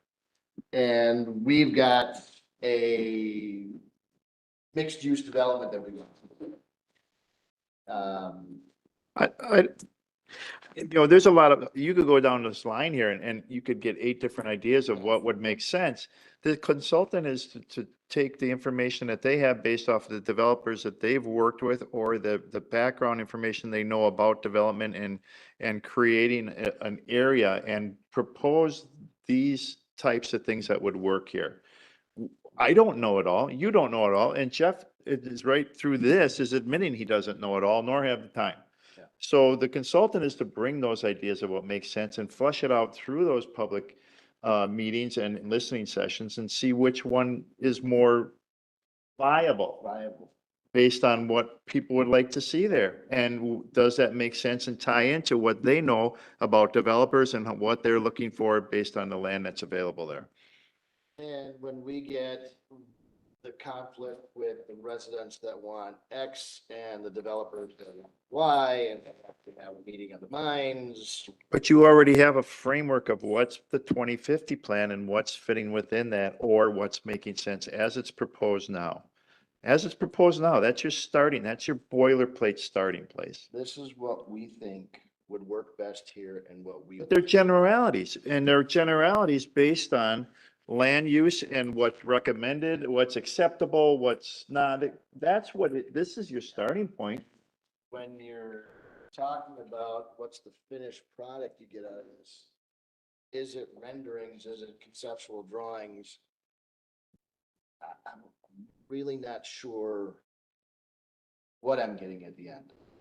That would- Well, some of both, and from my travels, if you will,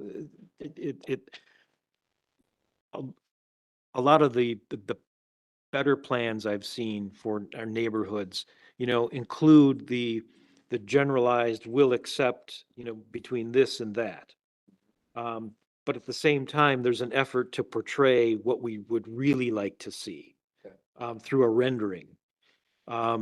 And that's what I envision here. Now, we may change that. We may decide that's not what we want necessarily, and we want to go in a different direction. But the intention is to try and get us closer to something more in detail that we can say, this is what our vision is. And granted, it's as of this date and with these market considerations. In fact, if you look on page 7, one of the objectives of the master plan process that we're expressing here, and this may just be warm and fuzzy kind of language, but it addresses the intent. Market and economic development analysis. Development of the master plan should consider the market and economic conditions of the recommended preferred land uses to ensure that the land uses are realistically attainable and likely to be successful.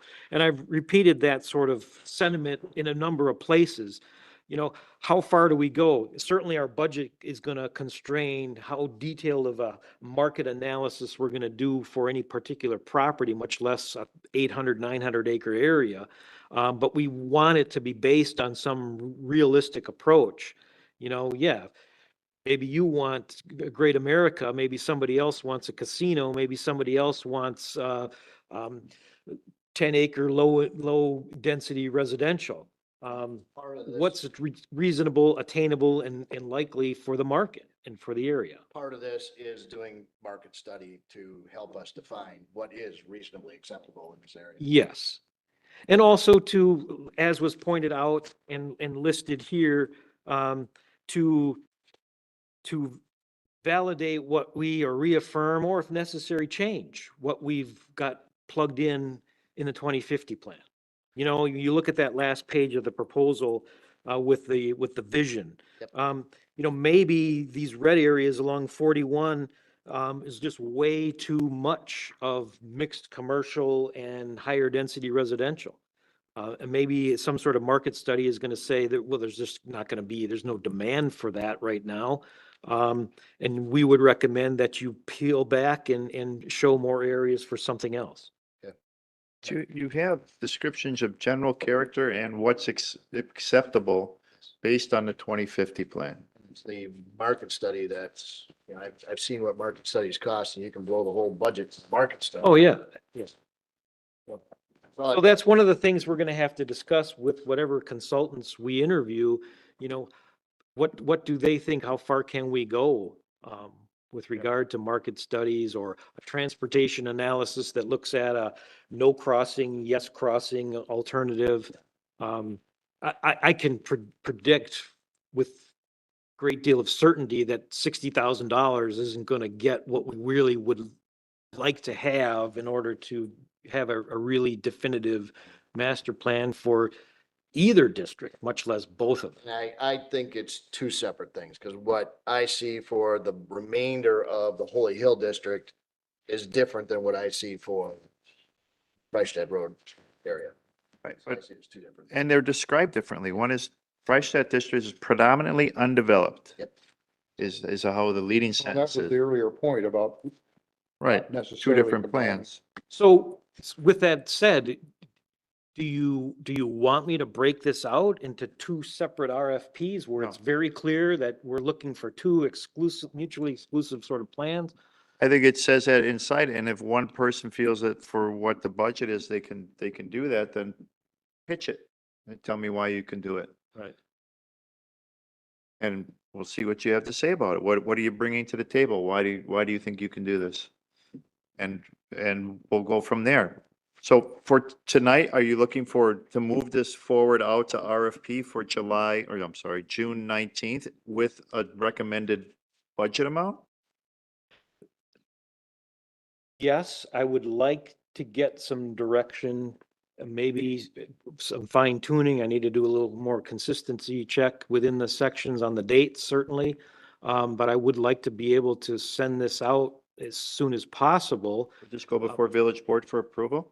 That's a good question. I Dollars? assume that we need some level of approval from the board, certainly this for selection. And also for approval of budget dollars. We have 45, but you're looking to extend and kind of making a promise for 2024. Well, funds. what I don't have written in here that you can see, what I've got in my draft was my version was, I filled in that yellow box With what? with an up to 65,000. Oh, I was willing to go to 90. Okay. And I'm still interested in the question of the TIF. Yeah, And the TIF pay for part of the study for that Correct. district. Within the laws of the TIF district, based on how it's determining the development of that district within the TIF. That's for the lawyers to hash out. I'm not basing, I don't know. I mean, I don't want to get in the gray area. So if he says, you know, it's gray or it's kind of unknown or it's never been proven, then I'm not interested. Happy Because to I'm not looking to be the test case. But, I think that with what you've said already, you've got 45 already and 18 hanging out. That gives you 63. Another 17 to 27 gets you 90. I mean, 80 to 90. And I think that's what it's going to take before anybody's going to want to look at it and kind of handle these two districts.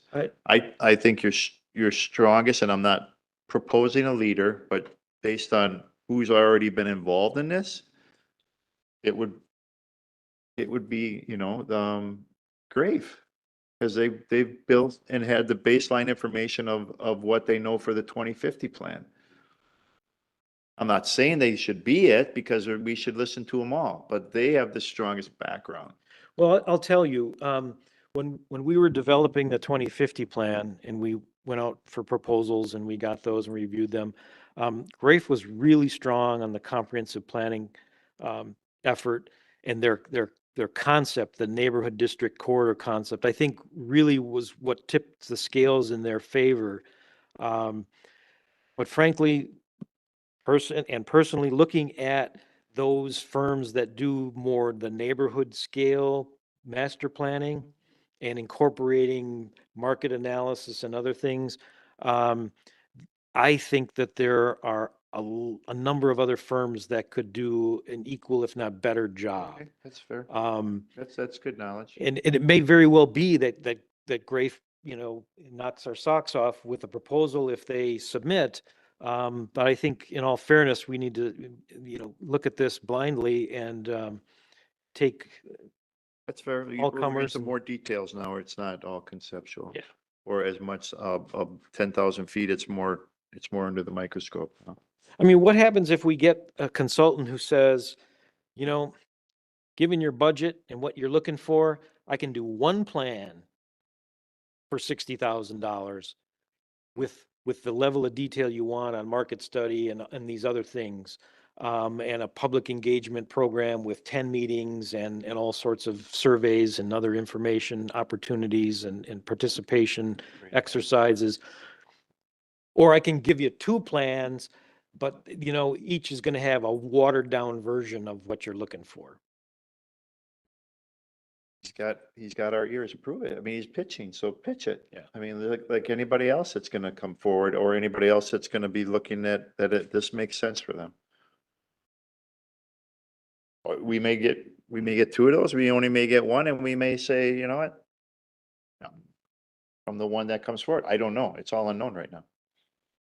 So tonight,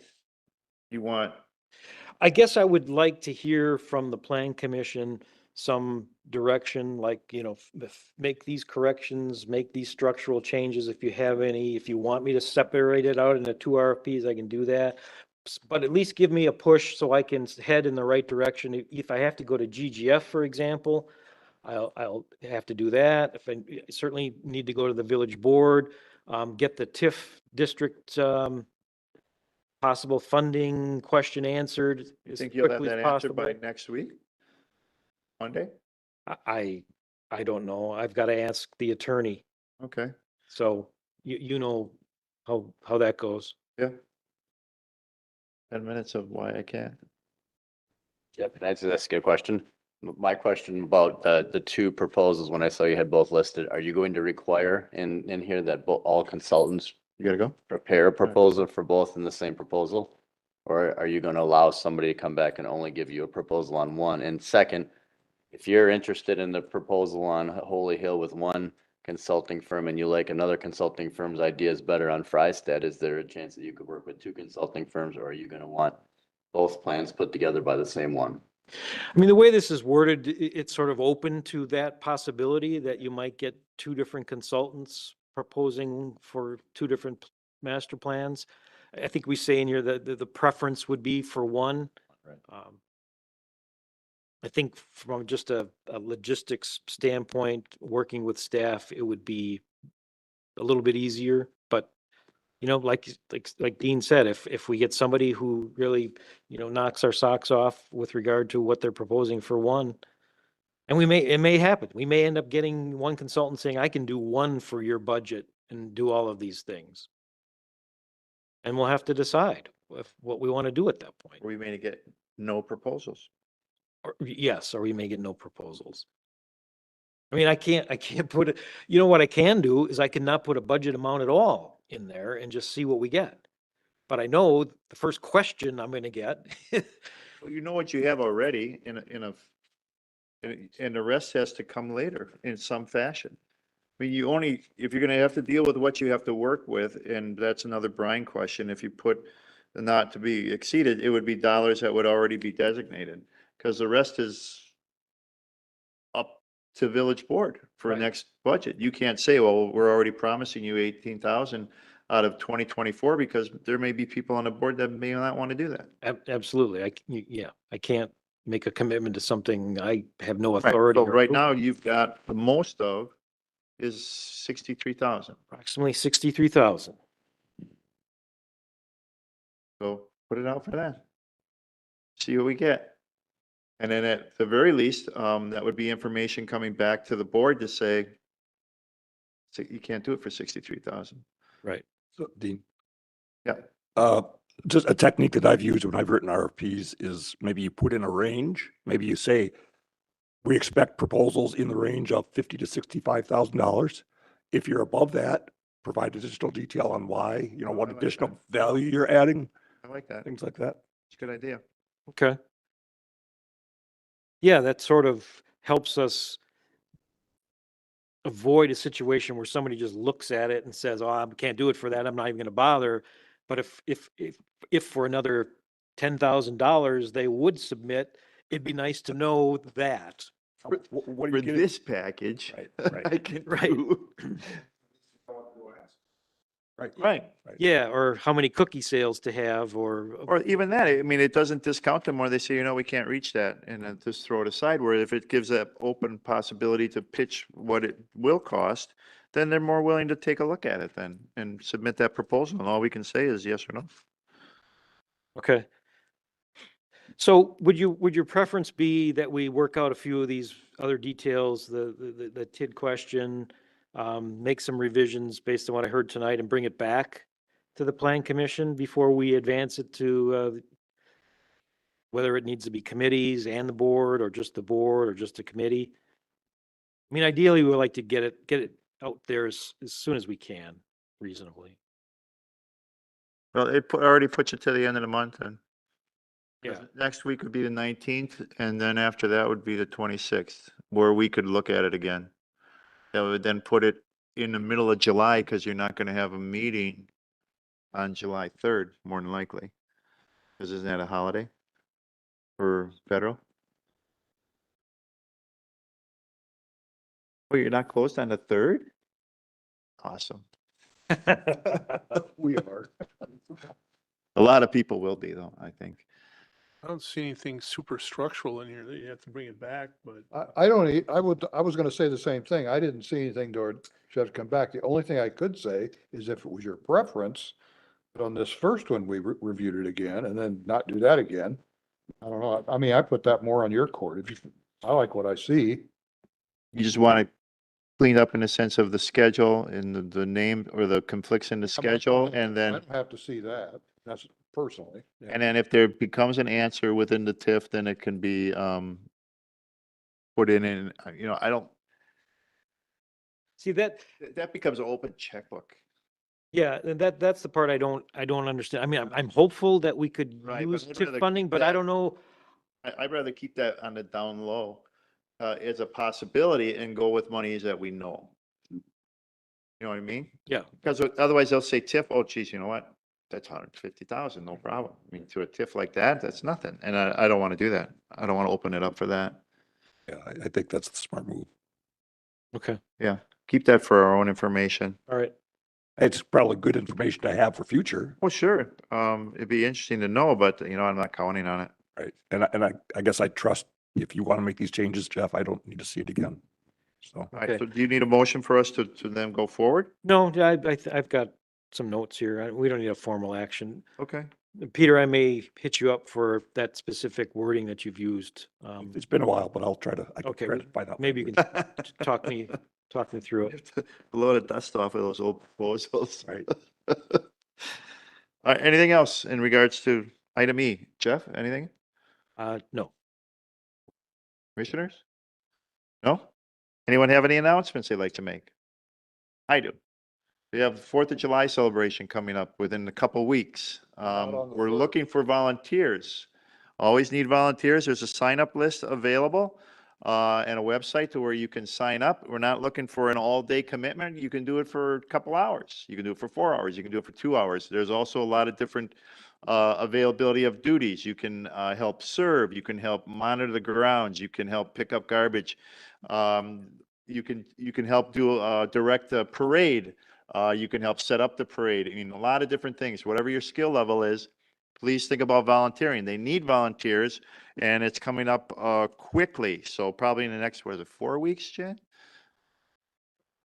Yeah, less than 4 weeks. So if you've ever thought about volunteering, if you've gone there and enjoyed it, remember it takes people to put this on, and a couple hours of your time would be appreciated. So think about it and sign up. Other than that, that's all I have. One question. Do we Yes, sir. know anything about the 26th? Do we need to meet that night?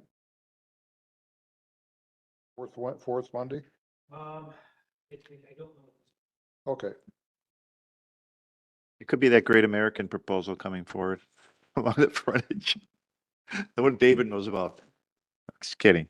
I'm just kidding. All right, anything else? All right, we can be adjourned then. Thank you all for coming tonight. Thank you all for watching, and have a good night. I don't actually think.